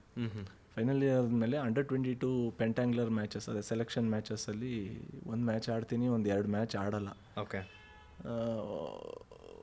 ಫಸ್ಟ್ ಮ್ಯಾಚ್ ಡೀಸೆಂಟ್ ಪರ್ಫಾರ್ಮೆನ್ಸ್ ಇದ್ದು ನೆಕ್ಸ್ಟ್ ನನಗೆ ಇದು ಸಿಗಲ್ಲ. ಸೊ ಅದಾದಮೇಲೆ ನಾನೇ ಕೂತ್ಕೊಂಡು ಯೋಚನೆ ಮಾಡಿದಾಗ ನನಗೆ ಅನಿಸುತ್ತೆ, ಓಕೆ ಈ ಮೀಡಿಯಾ ಕೋರ್ ಟ್ಯಾಲೆಂಟ್ಸ್ಗಳಿಗೆ ಇಲ್ಲಿ ಆಗಲ್ಲ. ಯಾಕಂದರೆ 11 ಮೆಂಬರ್ಸು, ನೀವು ಏನೇ ಸ್ಟೇಟ್ ಆಗಲಿ ಇಂಡಿಯಾ ಆಗಲಿ ಯಾವುದಾಗಲಿ 11 ಮೆಂಬರ್ಸ್, ಸಾವಿರಾರು ಜನ ಆಡ್ತಾ ಇರ್ತಾರೆ. ಸೊ ಅಷ್ಟಿದ್ರಲ್ಲಿ ನಿಮಗೆ ಹೆವಿ ಟ್ಯಾಲೆಂಟ್ ಇದ್ದರೆ ಮಾತ್ರ ಇದು ಸಾಧ್ಯ. ನನಗೆ ಎಲ್ಲೋ ಇದು ಇಲ್ಲಿ ಸ್ವಲ್ಪ ಕಮ್ಮಿ ಇದೆಯೇನೋ. ಸೊ ನನಗೆ ಇದು ಸಿಗಲ್ಲ ಅಂತ ಹೇಳಿದ್ಮೇಲೆ ಎಷ್ಟು ದಿವಸ ಅಂತ ಅದ್ರ ಕಡೆ ಸುಮ್ಮನೆ ನಾನು ಟೈಮ್ ವೇಸ್ಟ್ ಮಾಡಲಿ ಅನ್ಸಿದ ತಕ್ಷಣ ಇವತ್ತು ಡಿಸೈಡ್ ಮಾಡ್ತೀನಿ, ನೆಕ್ಸ್ಟ್ ದಿವಸ ಕ್ರಿಕೆಟ್ ಬಿಟ್ಬಿಟ್ಟು ನಮ್ಮ ಕ್ಲಬ್ ಅವ್ರಿಗೆ ಫೋನ್ ಮಾಡಿ, ಇಲ್ಲ I mean to my father's business ಅಂತ ಹೇಳ್ಬಿಟ್ಟು. ಮನೆಯಲ್ಲಿ ರೆಸ್ಪಾನ್ಸಸ್ ಎಲ್ಲ ಹೇಗಿತ್ತು ಹೇಳಿದಾಗ, ಟೈಮ್ ನೀವು ಡಿಸಿಷನ್ ತೊಗೊಂಡಾಗ? ಅದೇ ನನಗಿದ್ದಿದ್ದೇ 3 ಆಪ್ಷನ್ನು ಅಲ್ಲಿ. ಒಂದು ಕ್ರಿಕೆಟು ನಾನು ಇಷ್ಟಪಟ್ಟಿದ್ದು, ಅದು ಆಗಲ್ಲ ಅಂತ ಆಗೋದು. ಇನ್ನೊಂದು ನನ್ನ ಫ್ರೆಂಡ್ ಸರ್ಕಲ್ ಎಲ್ಲ ಸ್ವಲ್ಪ ಚೆನ್ನಾಗಿ ಓದೋರು, ಅವರೆಲ್ಲ MBA ಕಡೆ ಪ್ಲ್ಯಾನ್ ಮಾಡಿದರು. ಸೊ ನಮ್ಮ ತಾಯಿ, ನೀನು ಅವ್ರ ಜೊತೆ ಇದ್ದರೆ ಹೆಂಗೋ ಪಾಸ್ ಆಗಿಬಿಡ್ತೀಯಾ, ಹೋಗು ಅಂತ. ಬಟ್ ನನಗದು ಆ ಟೈಮಲ್ಲಿ ನಾನು ತೊಗೊಂಡಿದ್ದ ಪರ್ಸೆಂಟೇಜ್ಗೆ ಒಳ್ಳೆ ಇದ್ರ ಸೀಟ್ ಸಿಗ್ತಿರಲಿಲ್ಲ, ಡೊನೇಷನ್ ಸೀಟು. ಆ ಡೊನೇಷನ್ ಕೊಟ್ಟಿರೋ ಅಮೌಂಟನ್ನು ನಾನು ವಾಪಸ್ ದುಡಿತೀನಿ ಅನ್ನೋದಿಲ್ವ, ನನಗೆ ಕಾನ್ಫಿಡೆನ್ಸ್ ಇಲ್ಲ ಅಲ್ಲಿ. ಕರೆಕ್ಟ್. ಸೊ ಆ MBAನೂ ಬೇಡ, ಆ್ಯಕ್ಟಿಂಗ್ ಕಡೆ ಅಂತ ಫಿಕ್ಸ್ ಆದೆ. ಸೊ ಅದಾದಮೇಲೆ ಅಭಿನೇತ್ರಂಗ ಇದೆಲ್ಲ ಇದು ಮಾಡಿದ್ದು. ಸೊ ಈ 3 ಆಪ್ಷನ್ಸ್ ಇದು ಎಲ್ಲ ಬಿಟ್ಬಿಟ್ಟಿದ್ದಿದ್ರೆ ನಮ್ಮ ತಾತ ಆಗಲಿ ನಮ್ಮ ಚಿಕ್ಕಪ್ಪಂದ್ರಾಗಲಿ ಬಿಸ್ನೆಸ್, ಸೊ ಆ ಕಡೆ ಹೋಗ್ತಾ ಇದ್ನೇನೋ. ಅವ್ರದ್ದೇನು ಬಿಸ್ನೆಸ್ ಇತ್ತು ಸರ್? ಗಾಯತ್ರಿ ಸ್ಟೋರ್ಸ್ ಅಂತ ಆಯಿತು, ಅದಕ್ಕೂ 55 ವರ್ಷ ಆಯಿತು. ಅಲ್ಲಿ ಜಯನಗರ ಹತ್ರ, ಜಯನಗರ 4th ಬ್ಲಾಕ್ ಮೈನ್ ಸಿಗ್ನಲಲ್ಲಿ ಇತ್ತು. ಲಾಸ್ಟ್ 2 ಇಯರ್ಸ್ ಅಂದರೆ ಡಿಪಾರ್ಟ್ಮೆಂಟಲ್ ಸ್ಟೋರ್ಸ್ ತಾನ ಸರ್? ಅಂದ್ರೆ ಕಾಂಡಿಮೆಂಟ್ ಸ್ಟೋರ್ ಥರ. ಕಾಂಡಿಮೆಂಟ್ಸ್ ತುಂಬ ಫೇಮಸ್ ಆವಾಗ. ನಮ್ಮ ಅಂಗಡಿದು ಬಾದಾಮಿ ಹಾಲು, ಜ್ಯೂಸು, ಖಾರ ತುಂಬ ಫೇಮಸ್ ಆವಾಗ. ಆ ಬಿಸ್ನೆಸ್ಗೆ ಹೋಗ್ಬಿಡೋ ಅಂತ ಐಡಿಯಾ ಇತ್ತು ನಿಮ್ಮದು? ಅಲ್ಲ, ಇನ್ನೇನು ಅದರ ಆಪ್ಷನ್ಸ್ ಅದು ಬಿಟ್ಟರೆ ನಾನು ಇದು ಆ್ಯಕ್ಟಿಂಗ್ ಇಲ್ಲ ಅಂದರೆ ನೆಕ್ಸ್ಟ್ ಆ ಥರನೇ ಏನಾರ ಮಾಡಬೇಕು, ಇನ್ನೇನು ಇದಿಲ್ಲ. ಸೊ ಆ ಕಡೆ ಥಾಟೇ ಹೋಗಲಿಲ್ಲ. ಅದಾದಮೇಲೆ ಅಭಿನೇತರಂಗ ಸೇರಿದೆ, ಇದಾದೆ ಆ್ಯಂಡ್ ಸಿನಿಮಾ ಕಡೆ ಬಂದು ನಾನು ಆವತ್ತಿಂದ ಇವತ್ತವರೆಗೂ ಮತ್ತೆ ಹಿಂದೆ ತಿರುಗಿ ನೋಡಿಲ್ಲ. ಓಕೆ, ಸಿನಿಮಾದಲ್ಲೇ ಒದ್ದಾಡ್ತಾ ಇದ್ದೀನಿ. ಒಂದು ಟೈಮ್ ಬರುತ್ತೆ ಅಪ್ಪಾಜಿಯವರು ಎಕ್ಸ್ಪೈರ್ ಆಗ್ತಾರೆ. ಅದೊಂದು ನ್ಯೂಸ್ ನನಗೆ ತುಂಬ ಬೇಜಾರಾಗಿದ್ದೇನೆಂದರೆ ಅಕ್ಕಂಗೆ ಬರೋ ತುಂಬ ತಡ ಆಯಿತು. ಯಾಕಂದರೆ ಅಲ್ಲಿ ಏರ್ಪೋರ್ಟಲ್ಲಿ ಏನೋ ಇಶ್ಯೂಸ್ ಮಾಡಿದ್ರು, ತಂಗಿ ಬರೋದು ತುಂಬ ಲೇಟ್ ಆಯಿತು. ಏರ್ಪೋರ್ಟಲ್ಲಿ ಇಶ್ಯೂಸ್ಗಳಾಗಿತ್ತು. ನಮ್ಗೆ ಇಲ್ಲಿ ಎಲ್ಲ ಇನ್ಫಾರ್ಮೇಷನ್ ಗೊತ್ತಾಗಿತ್ತು, ಸರ್ ಈ ಥರ ಎಕ್ಸ್ಪೈರಿ ಆಗಿದ್ದಾರೆ ಅಂತ. ಆ ಟೈಮಲ್ಲಿ ನೀವು ಯಾವ ಥರ ಏನಂತಾರೆ ಸಿಚುವೇಶನ್ ಹೇಗೆ ಹ್ಯಾಂಡಲ್ ಮಾಡಿದ್ರಿ ಅಂತ?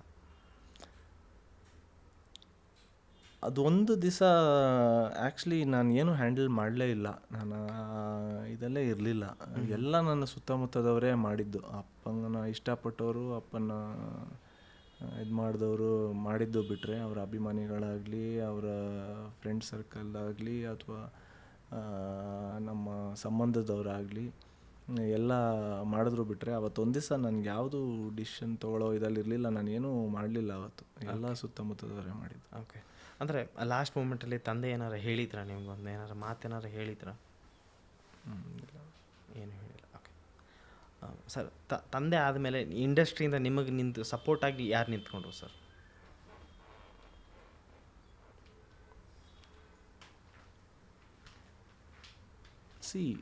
ಸಪೋರ್ಟಾಗಿ ಎಲ್ಲರೂ ಇದ್ದಾರೆ. ಎಲ್ಲರೂ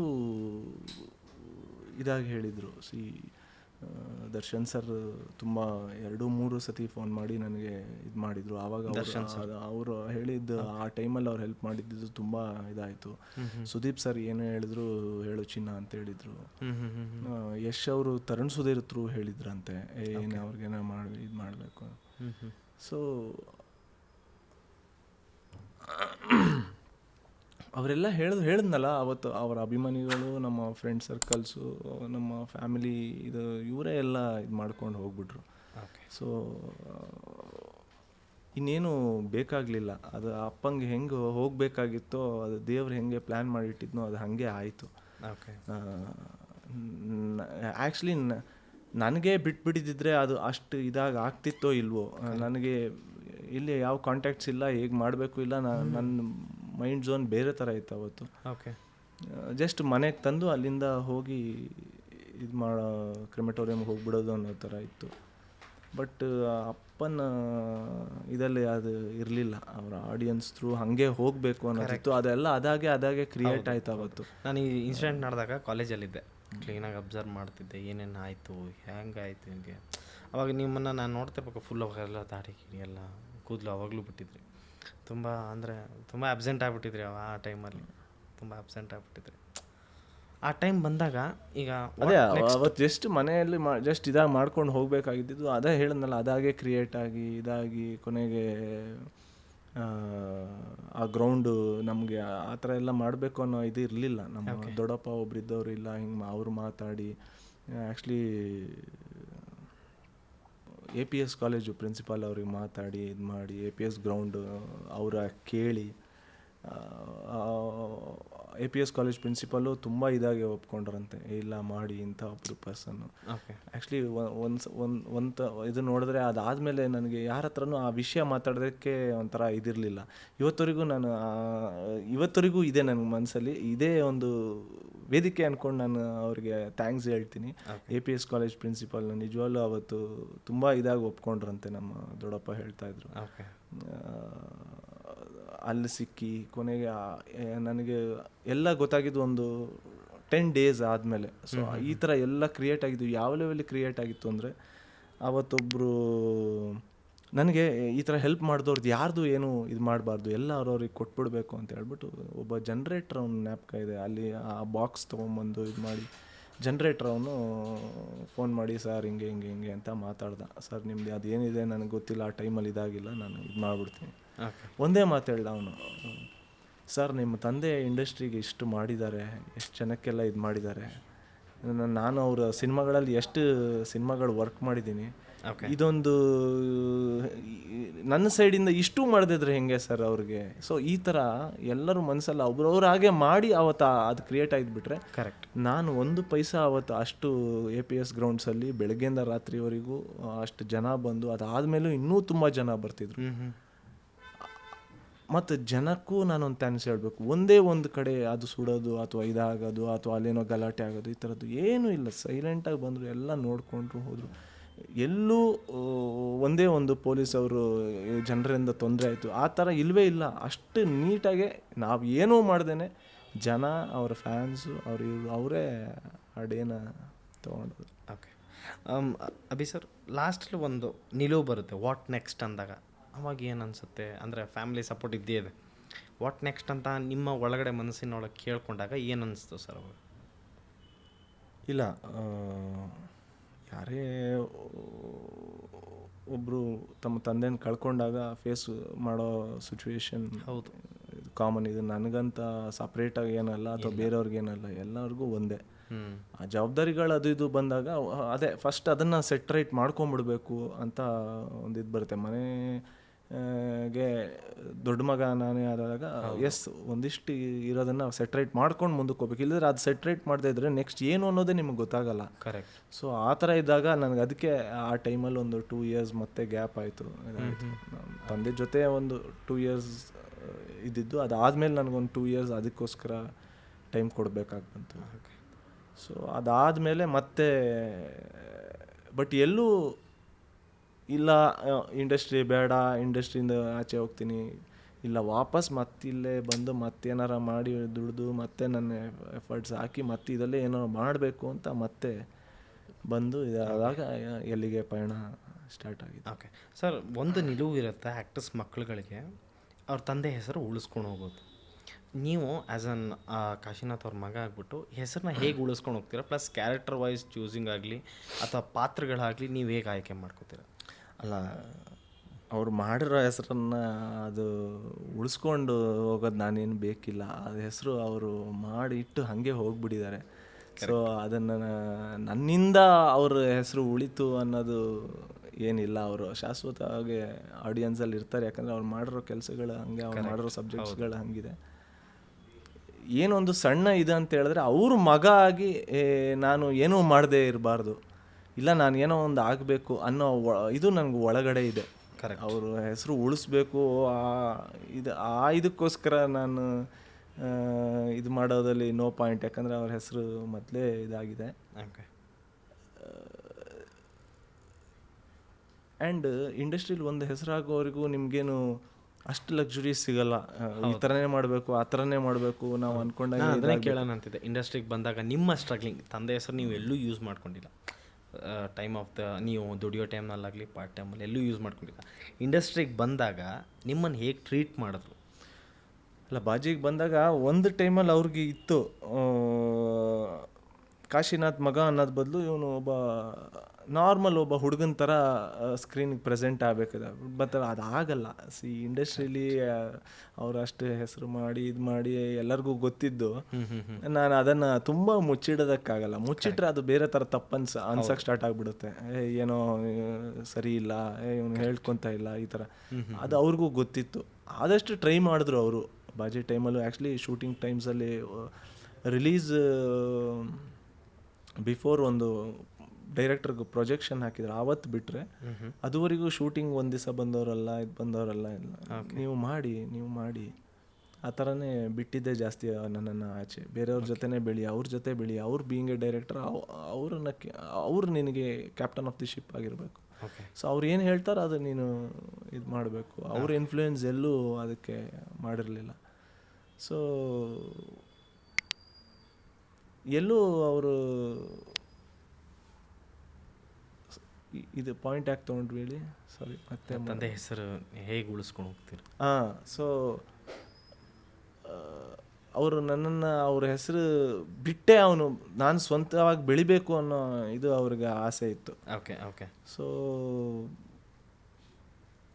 ಇನ್ನು ನಾನು ಏನಾರ being a son of Kashinath ನಾನೇನಾರ ಮಾಡಬೇಕು ಅಷ್ಟೇ ಬಿಟ್ಟರೆ ಅವರ ಹೆಸರು ಉಳಿಸೋ ಇದು ಅಷ್ಟೊಂದು ಉಳಿಸ್ಕೊಂಡು ಹೋಗುವಷ್ಟು ದೊಡ್ಡ ಜವಾಬ್ದಾರಿ ನನಗೇನು ಬೇಡ, ಅವರೆಲ್ಲ ಮಾಡಿಟ್ಟು ಹೋಗ್ಬಿಟ್ಟಿದ್ದಾರೆ. ಓಕೆ, ನನಗೊಂದು ಆಸೆ ಏನಂದರೆ ಈ ಕಾಶಿನಾಥ್ ಸರ್ ಡೈರೆಕ್ಷನ್ ಮಾಡಿರೋದ್ರಿಂದ ನೀವೇನಾರ ಅಕಸ್ಮಾತ್ ಡೈರೆಕ್ಟರ್ ಆದರೆ ಯಾವ್ಯಾವ ಪಾತ್ರಗಳು, ಅದೇ ಯಾವ್ಯಾವ ಸಿನಿಮಾಸ್ ಕೊಡ್ತೀರಾ, ಯಾವ ಥರದ ಸಿನಿಮಾಸ್ಗಳು ಇಂಡಸ್ಟ್ರಿಗೆ ಕೊಡ್ತೀರಾ ಅಂತ? ಇಲ್ಲ, ನನಗೆ ಒಳಗೆ ಅನಿಸಿದ್ರೆ ನಾನು ಮಾಡೇ ಮಾಡ್ತೀನಿ, ಬಟ್ ಇವತ್ತವರೆಗೆ ನನಗೆ ಅದು ಅನಿಸಿಲ್ಲ. ಅಲ್ಲ, ಆ ಥಾಟ್ ಬಂದರೆ ಯಾವ ಥರದ ಕಂಟೆಂಟ್ಗಳು ಕೊಡೋಕ್ಕಂತ ಇಷ್ಟಪಡ್ತೀರಾ? ಇಲ್ಲ, I am blank, totally blank. ನನಗೇನು ಈ ಥರ ಮಾಡಬೇಕು ಆ ಥರ ಮಾಡಬೇಕು ಅಂತ ನಿಮ್ಗೆ ಆಸೆ ಇದ್ದರೆ ನಾನು ಡೈರೆಕ್ಟ್ರಾಗಿ ಮಾಡಬೇಕು, ನಾನು ಈ ಥರ ಕಥೆಗಳನ್ನು ಹೇಳಬೇಕು, ಈ ಥರ ಕ್ಯಾರೆಕ್ಟರೈಸೇಷನ್ಸ್ನ ಹೇಳಬೇಕು ಅಂದ ಆಸೆ ಇದ್ದಾಗ ಮಾತ್ರ ನೀವು ಅದ್ರ ಹುಡುಕಾಟ ಸ್ಟಾರ್ಟ್ ಮಾಡೋದು. ಇಂಥ ಕ್ಯಾರೆಕ್ಟರ್ ಮಾಡಬೇಕು, ಈ ಥರ ಒಂದು ಕತೆ ಬರೀಬೇಕು, ತಲೆಯಲ್ಲಿ ಅದ್ರ ಬಗ್ಗೆ ಓಡೋಕ್ಕೆ ಸ್ಟಾರ್ಟ್ ಆಗುತ್ತೆ ನಿಮ್ಗೆ. ಕರೆಕ್ಟ್. ನಂಗೆ ಡೈರೆಕ್ಷನ್ ಕಡೆ ಹೇಳಿದ್ನಲ್ಲ, ಡೈರೆಕ್ಷನ್ ಆಗಲಿ ಅಥವಾ ಆ್ಯಕ್ಟಿಂಗು ರೈಟಿಂಗು, ನಾನು ಗೊತ್ತಿಲ್ಲ, ನಾನು ತುಂಬ ಈ ಬುಕ್ ಓದೋ ಕ್ಯಾಟಗರಿ ಅಲ್ಲ. ತುಂಬ ಜನ ಹೇಳ್ತಾರೆ ಬುಕ್ ಓದೋ ಅಭ್ಯಾಸ ಇದೆ. ಇಲ್ಲ ಅದೇ ಇಲ್ಲ, ನನಗೆ ಬುಕ್ ಅಂದರೆ ದಿಂಬು ಥರ.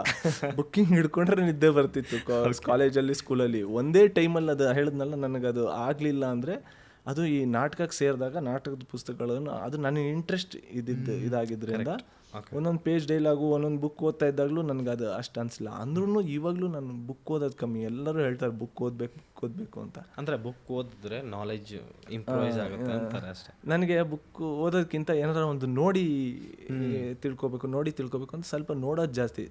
ಒಂದು ಲಾಸ್ಟ್ ಒಂದು ಅಪ್ಪ ಹೋಗೋಕ್ಕಿಂತ ಒಂದು 7-8 ಇಯರ್ಸ್ ಬ್ಯಾಕ್ವರೆಗೂ 7-8 ಇಯರ್ಸ್ವರೆಗೂ ಎವ್ರಿ ಡೇ ಒಂದು ಸಿನಿಮಾ ನೋಡ್ತಿದ್ದೆ. ಯಾವ ಲ್ಯಾಂಗ್ವೇಜಸ್ ಅಂತಿಲ್ಲ, ತಮಿಳ್, ತೆಲುಗು, ಕನ್ನಡ, ಚೈನೀಸು, ಹೆಂಗೆ ಮಾಡ್ತಾರೆ, ಏನು ಮಾಡ್ತಾರೆ, ಒಂದು ಸೀನನ್ನು ಹೆಂಗೆ ತೊಗೊತಾರೆ ಆರ್ಟಿಸ್ಟ್ಗಳು, ಅದ್ರ ಹಿಂದೆ ಡೈರೆಕ್ಟ್ರಿಗೆ ಏನು ಹೇಳಕ್ಕೆ ಹೋಗಿದ್ದ ಅದನ್ನು ಇವ್ರು ಹೆಂಗೆ ಪೋರ್ಟ್ರೇ ಮಾಡ್ತಾರೆ ಆರ್ಟಿಸ್ಟ್ಗಳು, ಈ ಥರ ಎಲ್ಲ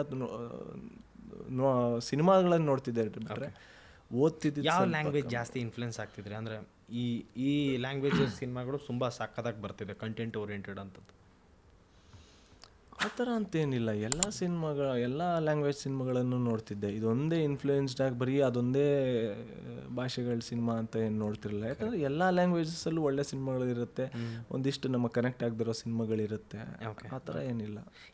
ಈ ಟೈಟ್ಲ್ ಏನಿದೆ, ಎಲ್ಲಿಗೆ ಪಯಣ ಯಾವುದು, ಈ ಏನಿದೆ ಟೈಟ್ಲ್ ನಿಮ್ಗೆ ಕರೆಕ್ಟಾಗಿ ಸೂಟ್ ಆಗುತ್ತೆ.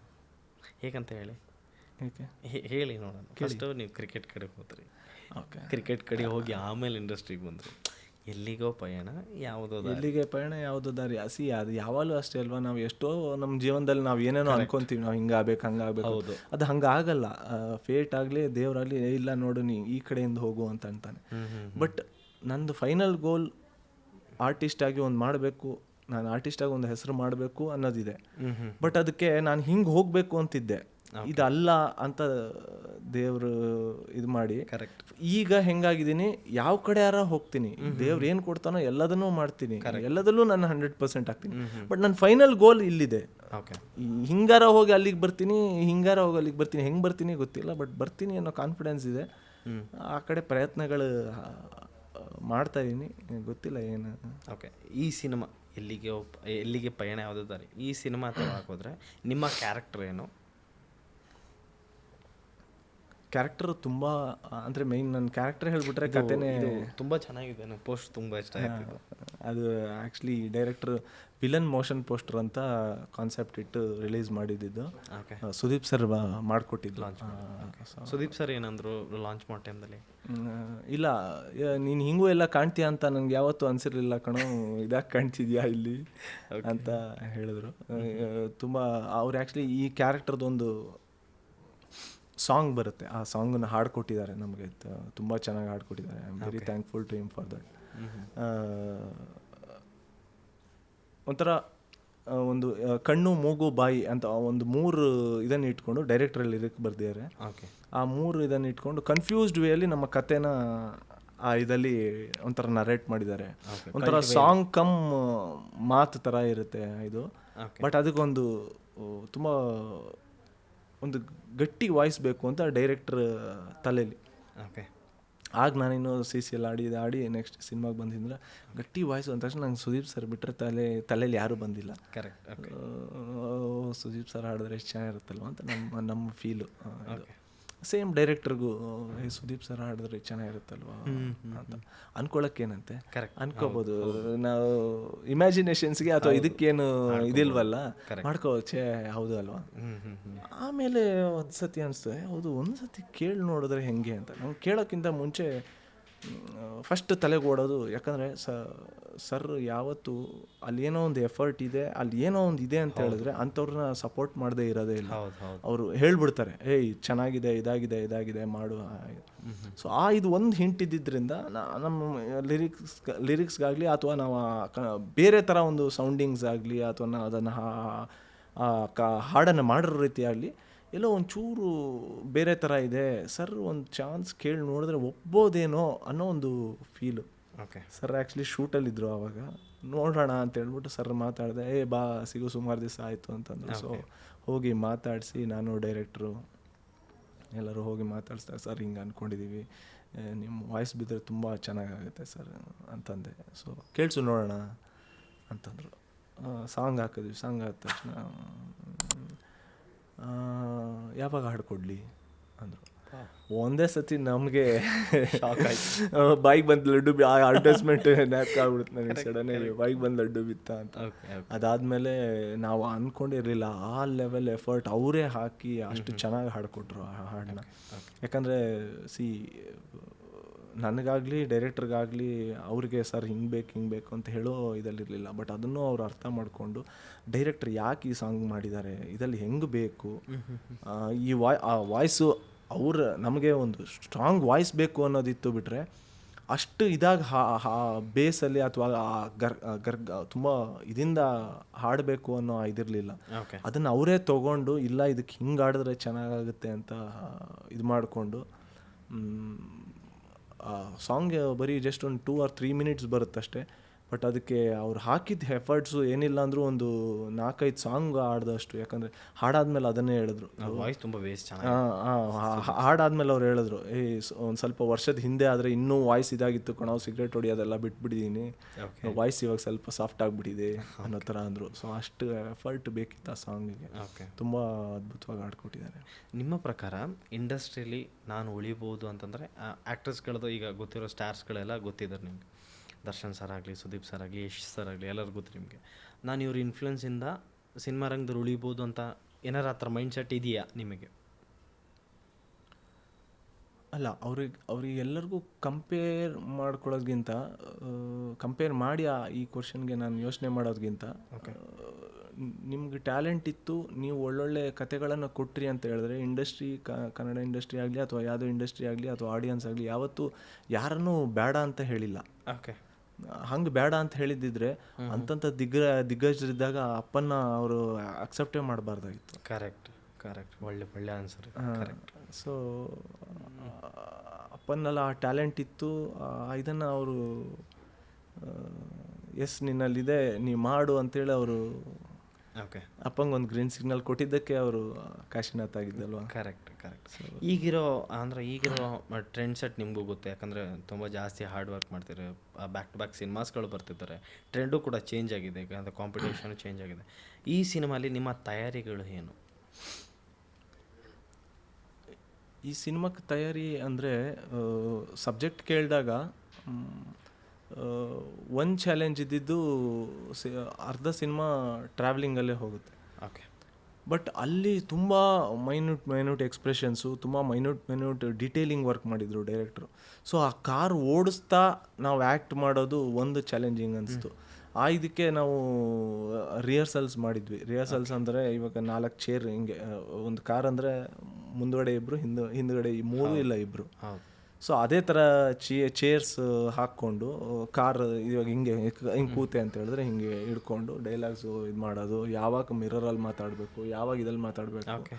ಸೊ ಈ ರಿಹರ್ಸಲ್ಸ್ ಮಾಡಿದ್ವಿ.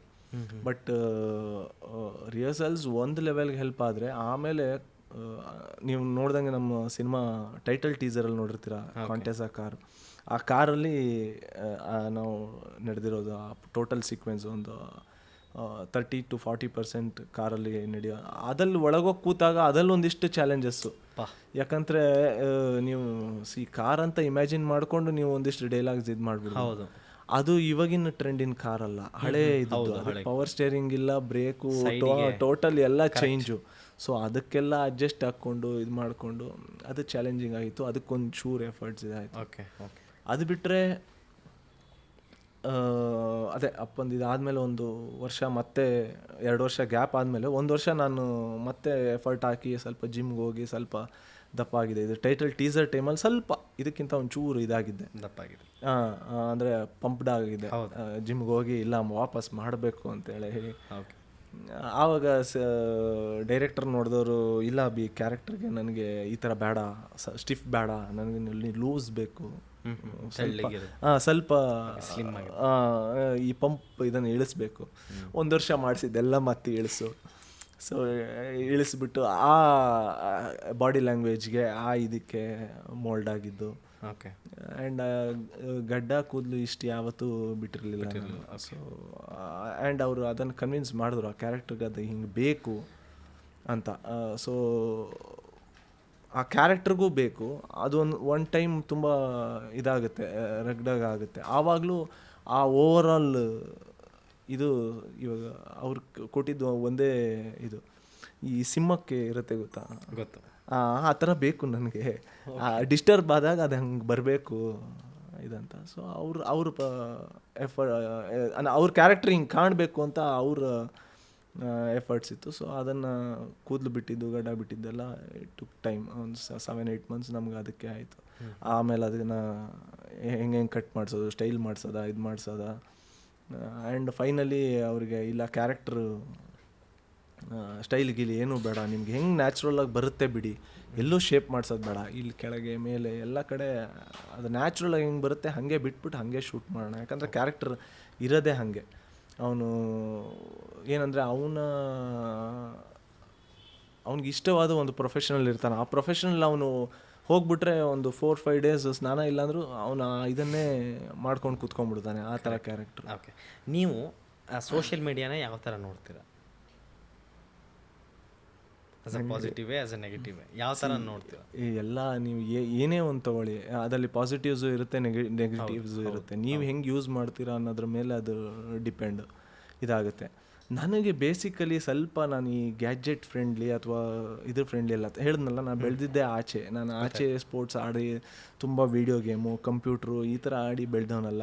ಸೊ ನನಗೆ ಈ ಮೊಬೈಲು, ಫೇಸ್ಬುಕ್ಕು, ಇನ್ಸ್ಟಾಗ್ರಾಮು ಇದೆಲ್ಲ ತುಂಬ ದೂರ. ಈ ಸಿನಿಮಾಗೋಸ್ಕರ ಇದಾದ್ಮೇಲೆ ನಾನು ಅದಲ್ಲಿ 2 ಅಕೌಂಟ್ ಓಪನ್ ಮಾಡಿರೋದು. ಈಗಲೂ ನನಗೆ ಅದಲ್ಲಿ ನಿಜವಾಗ್ಲೂ ಹೆಂಗೆ ಹಾಕಬೇಕು, ಹೆಂಗೆ ಮಾಡಬೇಕು ಇದೆಲ್ಲ ತುಂಬ ಗೊತ್ತಿಲ್ಲ. ಅದನ್ನು ಫಾಲೋನೂ ಅಷ್ಟು ಮಾಡಲ್ಲ ನಾನು.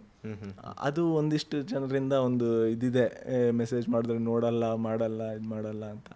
ಬಟ್ ನಾನು ಬೆಳೆದು ಬಂದಿದ್ದು ಹಾಗೆ, ನಾನು ಇರೋದೇ ಹಾಗೆ. ಅದನ್ನು ಅಂದರೆ ಅದು ಕೆಟ್ಟದು, ಅದನ್ನು ಮಾಡಬಾರ್ದು ಅಂತಲ್ಲ, ನನಗೆ ಆ ಕಡೆ ಇಂಟ್ರೆಸ್ಟ್ ಇಲ್ಲ. ನಂಗೆ ಅದು ಕೂತ್ಕೊಂಡು ಓದ್ತಾ ಅದಕ್ಕೆ ಎಲ್ಲರಿಗೂ ರಿಪ್ಲೈ ಮಾಡ್ತಾ, ಟೆಕ್ಸ್ಟ್ ಮಾಡ್ತಾ, ಇದು ಮಾಡ್ತಾ ಆ ಥರ ಪರ್ಸನ್ ನಾನಲ್ಲ, ಸ್ವಲ್ಪ ಕಮ್ಮಿ.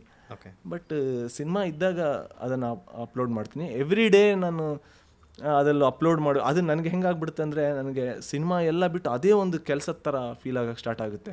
ನನಗೆ ನನ್ನ ಸಿನಿಮಾ ಇದ್ರ ಮೇಲೆ, ಆ್ಯಕ್ಟಿಂಗ್ ಕೆರಿಯರ್ ಮೇಲೆ ಕಾನ್ಸಂಟ್ರೇಟ್ ಮಾಡೋಕ್ಕಾಗಲ್ಲ. ಬೆಳಗ್ಗೆ ಎದ್ದು ಇದು ಮಾಡಿದ್ರೆ ಏನು ಹಾಕಲಿ, ಅದಕ್ಕೆ ಹಿಂಗೆ ಹಾಕ್ಬೇಕಾ, ಹಂಗೆ ಹಾಕ್ಬೇಕಾ, ಈ ಮ್ಯೂಸಿಕ್ ಹಾಕ್ಬೇಕಾ, ಇದೆಲ್ಲ ಹಿಂಗೆ ಇಂಪ್ರೆಸ್ ಮಾಡಲಿ, ಅಷ್ಟೊಂದು ಡೀಪಾಗಿ ಇಳಿದ್ಬಿಡ್ತೀನಿ. ನನಗೆ ಅದನ್ನು ಸುಮ್ಮನೆ ಹಿಂಗೆ ಟಕ್ ಅಂತ ಹಾಕೋಕ್ಕಾಗಲ್ಲ. ಸೊ ಅದು ನನಗೊಂಥರ ತುಂಬ ಸ್ಟ್ರೈನ್ ಅಂತ ಅನಿಸುತ್ತೆ, ಈ ಫೇಸ್ಬುಕ್ಕು, ಇನ್ಸ್ಟಾಗ್ರಾಮು ಇದೆಲ್ಲ. ಸೊ ಅದಕ್ಕೆ ಸಿನಿಮಾ ಇದ್ದಾಗ ನಾರ್ಮಲಿ ಏನೇನು ಸಿಗುತ್ತೋ ಅದನ್ನು ಪೋಸ್ಟ್ ಮಾಡ್ತಾ ಇರ್ತೀನಿ, ಬಿಟ್ಟರೆ ಕಂಟಿನ್ಯೂಸ್ ಇದಲ್ಲಿ ಇರಲ್ಲ. ನೀವು ಇಂಡಿಯನ್ ಸಿನಿಮಾ ಆಗಲಿ, ವರ್ಲ್ಡ್ ಸಿನಿಮಾ ಆಗಲಿ, ಯಾವ ಥರ ಕಂಪೇರ್ ಮಾಡಿ ನೋಡ್ತೀರಾ? ಇಂಡಿಯನ್ ಸಿನಿಮಾ, ವರ್ಲ್ಡ್ ಸಿನಿಮಾ ಅಂದರೆ, ಇಂಡಿಯನ್ ಸಿನಿಮಾ ಅಂದರೆ ಈ ಕಲ್ಚರ್ ಸಿನಿಮಾಸ್ಗಳು. ಸಿನಿಮಾ ಅಷ್ಟೇ, ಅವ್ರ ಕಲ್ಚರ್ಗೆ ಮಾಡ್ತಾರೆ, ನಾವು ನಮ್ಮ ಕಲ್ಚರ್ಗೆ ಮಾಡ್ತೀವಿ. ಇಂಡಿಯನ್ ಸಿನಿಮಾ, ವರ್ಲ್ಡ್ ಸಿನಿಮಾ ಅಂತೇನಿಲ್ಲ. ಅವ್ರ ಟೆಕ್ನಾಲಜಿ, ಅವರಿಗೆ ಸಿಗುವಂಥ ಬಜೆಟ್ಟು, ಅವರ ಮಾರ್ಕೆಟ್ ಹಂಗಿದೆ. ಸೊ ಅವ್ರು ಅದು ಅಷ್ಟೆಲ್ಲ ಇನ್ವೆಸ್ಟ್ ಮಾಡಿ ಅದಲ್ಲಿ ಮಾಡ್ತಾರೆ. ನಮ್ಗೇನು ಇದರಲ್ಲಿ ಇನ್ವೆಸ್ಟ್ಮೆಂಟ್ ಹೆಂಗಿದೆ, ನಮಗೆ ಏನು ಮಾರ್ಕೆಟ್ ಇದೆ ಇದಿದೆ, ಇದಕ್ಕೆ ನಾವು ಮಾಡ್ತೀವಿ. ಅದನ್ನು ಮೀರಿನೂ ಇವಾಗ ಕನ್ನಡ ಇಂಡಸ್ಟ್ರಿಯಲ್ಲಿ ಪ್ರಯತ್ನಗಳಾಗಿದೆ ಆ್ಯಂಡ್ ಸಿನಿಮಾಗಳು ಅಲ್ಲಿವರೆಗೆ ರೀಚ್ ಆಗಿದೆ. ಕಾಂತಾರ ಆಗಿರ್ಬೋದು, ಇದಾಗಿರ್ಬೋದು, ಎಲ್ಲ ರೀಚ್ ಆಗಿದೆ. KGF ಬಂದಾಗ market so cinema is cinema ಅಷ್ಟೇ. ಆ ಥರ ಏನು ಎಲ್ಲ ಕಡೆ ಒಂದೇ. ಅಲ್ಲಿನ ನೇಟಿವಿಟಿಗೆ ಅಲ್ಲಿನ ಸಬ್ಜೆಕ್ಟ್ಸ್ಗಳು ಅಲ್ಲಿನ ಇದು ಮಾಡ್ತಾರೆ ಅಷ್ಟೇ ಬಿಟ್ಟರೆ. ಈ ಸಿನಿಮಾ ಕಂಟೆಂಟ್ ವಿಚಾರಕ್ಕೆ ಯಾವ ರೀತಿ ಅಂದರೆ ಯಾವ ರೀತಿ ಟಚ್ ಆಗ್ಬೋದು ಕಂಟೆಂಟ್ ವಿಚಾರದಲ್ಲಿ? ಕಂಟೆಂಟ್ ಅಂದರೆ ಕತೆ. ಸೊ ಇಲ್ಲಿ ನಾವು ಇಷ್ಟು ವರ್ಷ ಸಿನಿಮಾ ಇಂಡಸ್ಟ್ರಿ ಆಗಿಬಿಟ್ಟಿದೆ, ಇಷ್ಟು ಕತೆಗಳನ್ನು ನೋಡ್ಬಿಟ್ಟಿದ್ದೀವಿ, ಇಷ್ಟೊಂದು ಸಿನಿಮಾಗಳನ್ನು ನೋಡ್ಬಿಟ್ಟಿದ್ದೀವಿ. ನಾವು ಯಾರು ಹೇಳ್ದಿದ್ದನ್ನು ಏನು ಮಾಡೋಕ್ಕಾಗಲ್ಲ. ಬಟ್ ಸೇಮ್ ವೈನ್ ಇನ್ನೇ ಡಿಫ್ರೆಂಟ್ ಬಾಟ್ಲ್ ಅಂತ ಹೇಳ್ಬೋದು. ಅಥವಾ ಅದಕ್ಕೊಂಚೂರು ಕಲರಿಂಗ್ ಬೇರೆ ಬೇರೆ ಥರ ಆ್ಯಡ್ ಮಾಡಿರ್ಬೋದು, ಒಂಚೂರು ಟೇಸ್ಟ್ ಬೇರೆ ಬೇರೆ ಥರ ಇದು ಮಾಡಿರ್ಬೋದು. ಆ ಥರ ನೋಡಿದ್ರೆ ಒಂದು ಕತೆ ಇದೆ, ಅದ್ರ ಮೇಲೆ ನಮಗೆ ಕಾನ್ಫಿಡೆನ್ಸ್ ಜಾಸ್ತಿ ಇದೆ. ಆ ಕತೆನ ತುಂಬ ಬೇರೆ ಬೇರೆ ಥರ ಹೇಳಿದ್ರೆ ಹೆಂಗಾಗುತ್ತೆ ಅಂತ ತುಂಬ ವರ್ಕ್ ಮಾಡಿ ಅದನ್ನು ಒಂದು ಥ್ರಿಲ್ಲರ್ ವೇಯಲ್ಲಿ ಹೇಳಿದ್ದಾರೆ. ನರೇಷನ್ ಥ್ರಿಲ್ಲರ್ ವೈಸಲ್ಲಿ ಇರ್ಬೋದು, ಬಿಟ್ಟರೆ ಒಳಗೊಂದು ಕ್ಯೂಟ್ ಲವ್ ಸ್ಟೋರಿ ಇದೆ. ಸೊ ಆ ಥರ ಕ್ಯಾರೆಕ್ಟರೈಸೇಷನ್ಸಲ್ಲಿ ಆಟ ಆಡಿದ್ದಾರೆ. ಅದೇ ಸ್ಕ್ರೀನ್ ಪ್ಲೇಯಲ್ಲಿ ಆಟ ಆಡಿದ್ದಾರೆ. ಆ್ಯಂಡ್ ಓವರಾಲ್ ಕ್ಯಾರೆಕ್ಟರೈಸೇಷನ್ಸ್ ಗ್ರಾಫ್ಗಳಲ್ಲಿ ಆಟ ಆಡಿದ್ದಾರೆ. ಒಂದೊಂದು ಕ್ಯಾರೆಕ್ಟರ್ಗೂ ಒಂದೊಂದು ಇದಿರುತ್ತೆ. ಒಂದು ತುಂಬ ಕಮ್ಮಿ ಮಾತಾಡ್ತಿರುತ್ತೆ, ಒಂದು ವಟ ವಟ ವಟ ವಟ ವಟ ಅಂತಿರುತ್ತೆ, ಒಂದು ಏನೇನೋ ಹೇಳ್ತಾ ಇರುತ್ತೆ ಬಟ್ ಅದ್ರ ಹಿಂದೆ ಏನೋ ತುಂಬ ಇದೆ ಅನ್ನೋ ಥರ ಮಾತಾಡ್ತಾ ಇರುತ್ತೆ. ಒಂದು ತುಂಬ ಚೆಲ್ಲಾಗಿ ಮಾತಾಡ್ತಾ ಇರುತ್ತೆ. ಸೊ ಈ ಥರ ಕ್ಯಾರೆಕ್ಟರ್ಸ್ನ ತುಂಬ ಚೆನ್ನಾಗಿ ಆಟ ಆಡಿದ್ದಾರೆ. ನಿಮಗೆ ಫ್ಯಾಮಿಲಿ ಓರಿಯೆಂಟೆಡ್ ಸಿನಿಮಾಸ್ಗಳು ಮಾಡ್ಬೇಕಂತನೇ ಇದು ರಗ್ಗಡು ಆ್ಯಕ್ಷನ್ ಸಿನಿಮಾಸ್ಗಳು ಮಾಡ್ಬೇಕಂತ? ನನಗೆ ಆ ಥರ ಇದಂತ ಏನಿಲ್ಲ. ನನಗೆ ಏನು ಇಂಟ್ರೆಸ್ಟ್ ಆಗುತ್ತೆ ಅದು, ಆ ಕ್ಯಾರೆಕ್ಟರ್ ಅಥವಾ ಆ ಕತೆ ಏನು ಡಿಮ್ಯಾಂಡ್ ಮಾಡುತ್ತೆ ಅದು ರಗಡಾಗಿ ಇದು ಮಾಡಿದ್ರೆ ರಗಡಾಗಿ ಮಾಡ್ತೀನಿ, ಅಥವಾ ತುಂಬ ಇದಾಗಿದ್ದರೆ ಸಾಫ್ಟಾಗಿದ್ದರೆ ಸಾಫ್ಟಾಗಿ ಮಾಡ್ತೀನಿ. ಬಟ್ ಯಾವುದೇ ಒಬ್ಬ ಆರ್ಟಿಸ್ಟ್ಗಾದ್ರೂ ಅವನ ಫೇಸು, ಅವನ ಬಾಡಿ ಲ್ಯಾಂಗ್ವೇಜು, ಅವನು ಇದಕ್ಕೆ ಈ ಥರದ್ದು ಜಾಸ್ತಿ ಸೂಟ್ ಆಗುತ್ತೆ, ಈ ಥರದ್ದು ಕಮ್ಮಿ ಸೂಟ್ ಆಗುತ್ತೆ, ಆ ಪ್ಲಸ್ ಆ್ಯಂಡ್ ಮೈನಸ್ಗಳಿದ್ದೇ ಇರುತ್ತೆ. ಸೊ ಆ ಇದರಲ್ಲಿ ಅದು ಡೈರೆಕ್ಟರ್ಗಳು ನೋಡ್ಕೋತಾರೆ. ಅವ್ರ ಕತೆ ಮಾಡ್ಕೊಂಡಾಗ ಇವ್ನು ನನಗೆ ಸೂಟ್ ಆಗ್ತಾನೆ, ಇವ್ನು ನನಗೆ ಸೂಟ್ ಆಗಲ್ಲ ಅನ್ನೋದು ಅವ್ರ ಕಾಲು. ನನಗೆ ಎಲ್ಲ ಥರ ಮಾಡಬೇಕು ಅನ್ನೋದಿದೆ. ನಂದು ಏನಿಲ್ಲ, ನಾನು ಎಫರ್ಟ್ ಹಾಕ್ತೀನಿ, ನಾನು ಎಲ್ಲ ಥರದ್ದು ಮಾಡ್ತೀನಿ ಅನ್ನೋ ಕಾನ್ಫಿಡೆನ್ಸ್ ನನಗಿದೆ. ಬಟ್ ಏನೇ ಆದರೂ ನಂದು ಒಂದು ಲಿಮಿಟೇಷನ್ಸ್ ಇರುತ್ತೆ ಅಲ್ವಾ. ಈ ಥರ ಕ್ಯಾರೆಕ್ಟರ್ ಇವಾಗ ಎಕ್ಸಾಂಪಲ್ ತೊಗೊಂಡ್ರೆ ಅಪ್ಪನೇ ಹೇಳ್ಬಿಟ್ಟಿದ್ರು. ಆ್ಯಕ್ಚುಲಿ ಅಪ್ಪ ಇದ್ದಾಗ ನನಗೆ ತುಂಬ ಆಫರ್ಸ್ ಬರೋರು. ಆಫರ್ಸ್ ಎಲ್ಲ ಆಲ್ಮೋಸ್ಟ್ ಅನುಭವ 2 ಮಾಡೋಣ, ಅನಂತನವನ 2 ಮಾಡೋಣ ಅಂತಲೇ ಕೇಳೋರು. ಅವಾಗ ಅಪ್ಪಂಗೆ ಅನಿಸ್ಬಿಟ್ಟಿತ್ತು, ಇಲ್ಲ ಇವನು ಇದಕ್ಕೆ ಸೂಟ್ ಆಗಲ್ಲ, ಇವನಿಗೆ ಅದು ಒಂದು ಕ್ವಶನ್ಸ್. ಅಪ್ಪಂದು ಯಾವ ಸಿನಿಮಾ ರೀಮೇಕ್ ಮಾಡ್ಬೇಕಂತಂದ್ರೆ ನೀವು ಅದಕ್ಕೆ ರೀಮೇಕ್ ಮಾಡೋಕ್ಕಾಗಲ್ಲ. ಅದು ಓನ್ಲಿ ಕಾಶಿನಾಥ ಅವ್ರು ಬಿಟ್ಟರೆ ಬೇರೆ ಯಾರಿಗೂ ಇದುವರೆಗೆ ಆಗಿಲ್ಲ. ಮುಂದೆ ಯಾರು ಬರ್ಬೋದು ನಂಗೆ ಗೊತ್ತಿಲ್ಲ. ಬಟ್ ನನ್ನ ಕೈಲಂತೂ ಅಲ್ಲ. ಅನ್ಕೊಂಡಾಗ ಯಾವ ಸಿನಿಮಾ ಚೂಸ್ ಮಾಡ್ಬೋದು ನೀವು ಅನ್ಕೊಂಡಾಗ?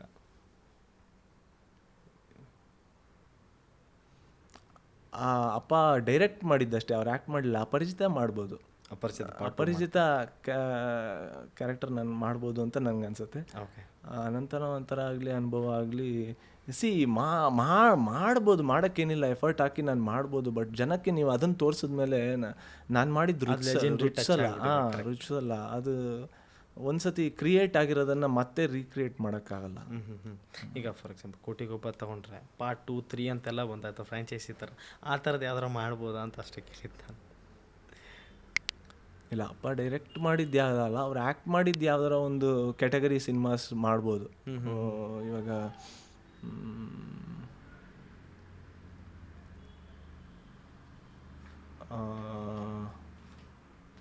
ಚೆನ್ನಾಗಿ ಇಲ್ಲ, ಅದಿಲ್ಲ, ತರಲೆ ನನ್ನ ಮಗ, ಈ ಕ್ಯಾಟಗರಿ ಯಾವ್ದಾರ ಸ್ವಲ್ಪ ಟ್ರೈ ಮಾಡ್ಬೋದು ಅನ್ನೋದು ಬಿಟ್ಟರೆ ಅವ್ರು ಡೈರೆಕ್ಷನ್ ಮಾಡಿರೋವಂಥ ಸಿನಿಮಾಗಳು ಕಷ್ಟನೇ. ಅದು ಒಂದು ಇದು ಕ್ರಿಯೇಟ್ ಆಗಿಬಿಟ್ಟಿದೆ, ಅದನ್ನು ನಾವು ಮತ್ತೆ ರೀಕ್ರಿಯೇಟ್ ಮಾಡೋಕ್ಕಾಗಲ್ಲ. ಓಕೆ. ಈ ಸಿನಿಮಾ ರಿಲೀಸಿಂಗ್ ಪ್ಲ್ಯಾನ್ ಎಲ್ಲ ಹೇಗೆ ನಡೀತಿದೆ, ಪ್ರಮೋಷನ್ಸ್ ಹೇಗೆ ನಡೀತಿದೆ, ಪ್ಲಸ್ ಮಾರ್ಕೆಟಲ್ಲಿ ಇರೋದು ನಿಮಗೂ ಗೊತ್ತು ಹೇಗೆಲ್ಲ ರಿಲೀಸಿಂಗ್ ಪ್ಲ್ಯಾನ್ಸ್ಗಳಿಗೆಲ್ಲ ಹೇಗೆ ಗೈಡಿ ಅದು ತಿಳ್ಕೊಂಡಾಗ ನಿಮ್ಗಳ ಪ್ಲ್ಯಾನ್ ಏನೀಗ? ನಮ್ಗಳ ಪ್ಲ್ಯಾನ್ ಏನಿಲ್ಲ, ಏನಾರ ಮಾಡಿ ಜನನ ರೀಚ್ ಮಾಡಬೇಕು ಅಷ್ಟೇ. ಏನು ಮಾಡ್ತೀವಿ ಹೆಂಗೆ ಮಾಡ್ತೀವಿ ಗೊತ್ತಿಲ್ಲ, ಎಲ್ಲ ಥರ ಪ್ರಯತ್ನಗಳು ನಡೀತಾ ಇದೆ. ಜನನ ರೀಚ್ ಮಾಡಬೇಕು ಅಷ್ಟೇ, ಜನನ ಥಿಯೇಟ್ರಿಗೆ ಕರೆಸ್ಬೇಕು ಅನ್ನೋದೊಂದು ಮೇಯ್ನ್ ಇದನ್ನು ಇಟ್ಕೊಂಡು ಕಾನ್ಸೆಪ್ಟ್ಸ್ ಮೇಲೆ ವರ್ಕ್ ಮಾಡ್ತಾ ಇದ್ದೀವಿ ಅಷ್ಟೇ. ಓವರಾಲ್ ಸಿನಿಮಾದಲ್ಲಿ ಆ ಹಾರ್ಡ್ ವರ್ಕ್ ಮಾಡಿಬಿಟ್ಟಿದ್ದೀವಿ. ಸೊ ಇವಾಗ ಸಿನಿಮಾದಲ್ಲಿ ಮಾಡೋದಲ್ಲದೆ ಜನನ ಈ ಸಿನಿಮಾ ನೋಡಿ ಅನ್ನೋದಕ್ಕೆ ಮತ್ತೆ ಸಪ್ರೇಟ್ ವರ್ಕ್ ಮಾಡಬೇಕಾಗಿರೋ ಟೈಮ್ ಇವಾಗ.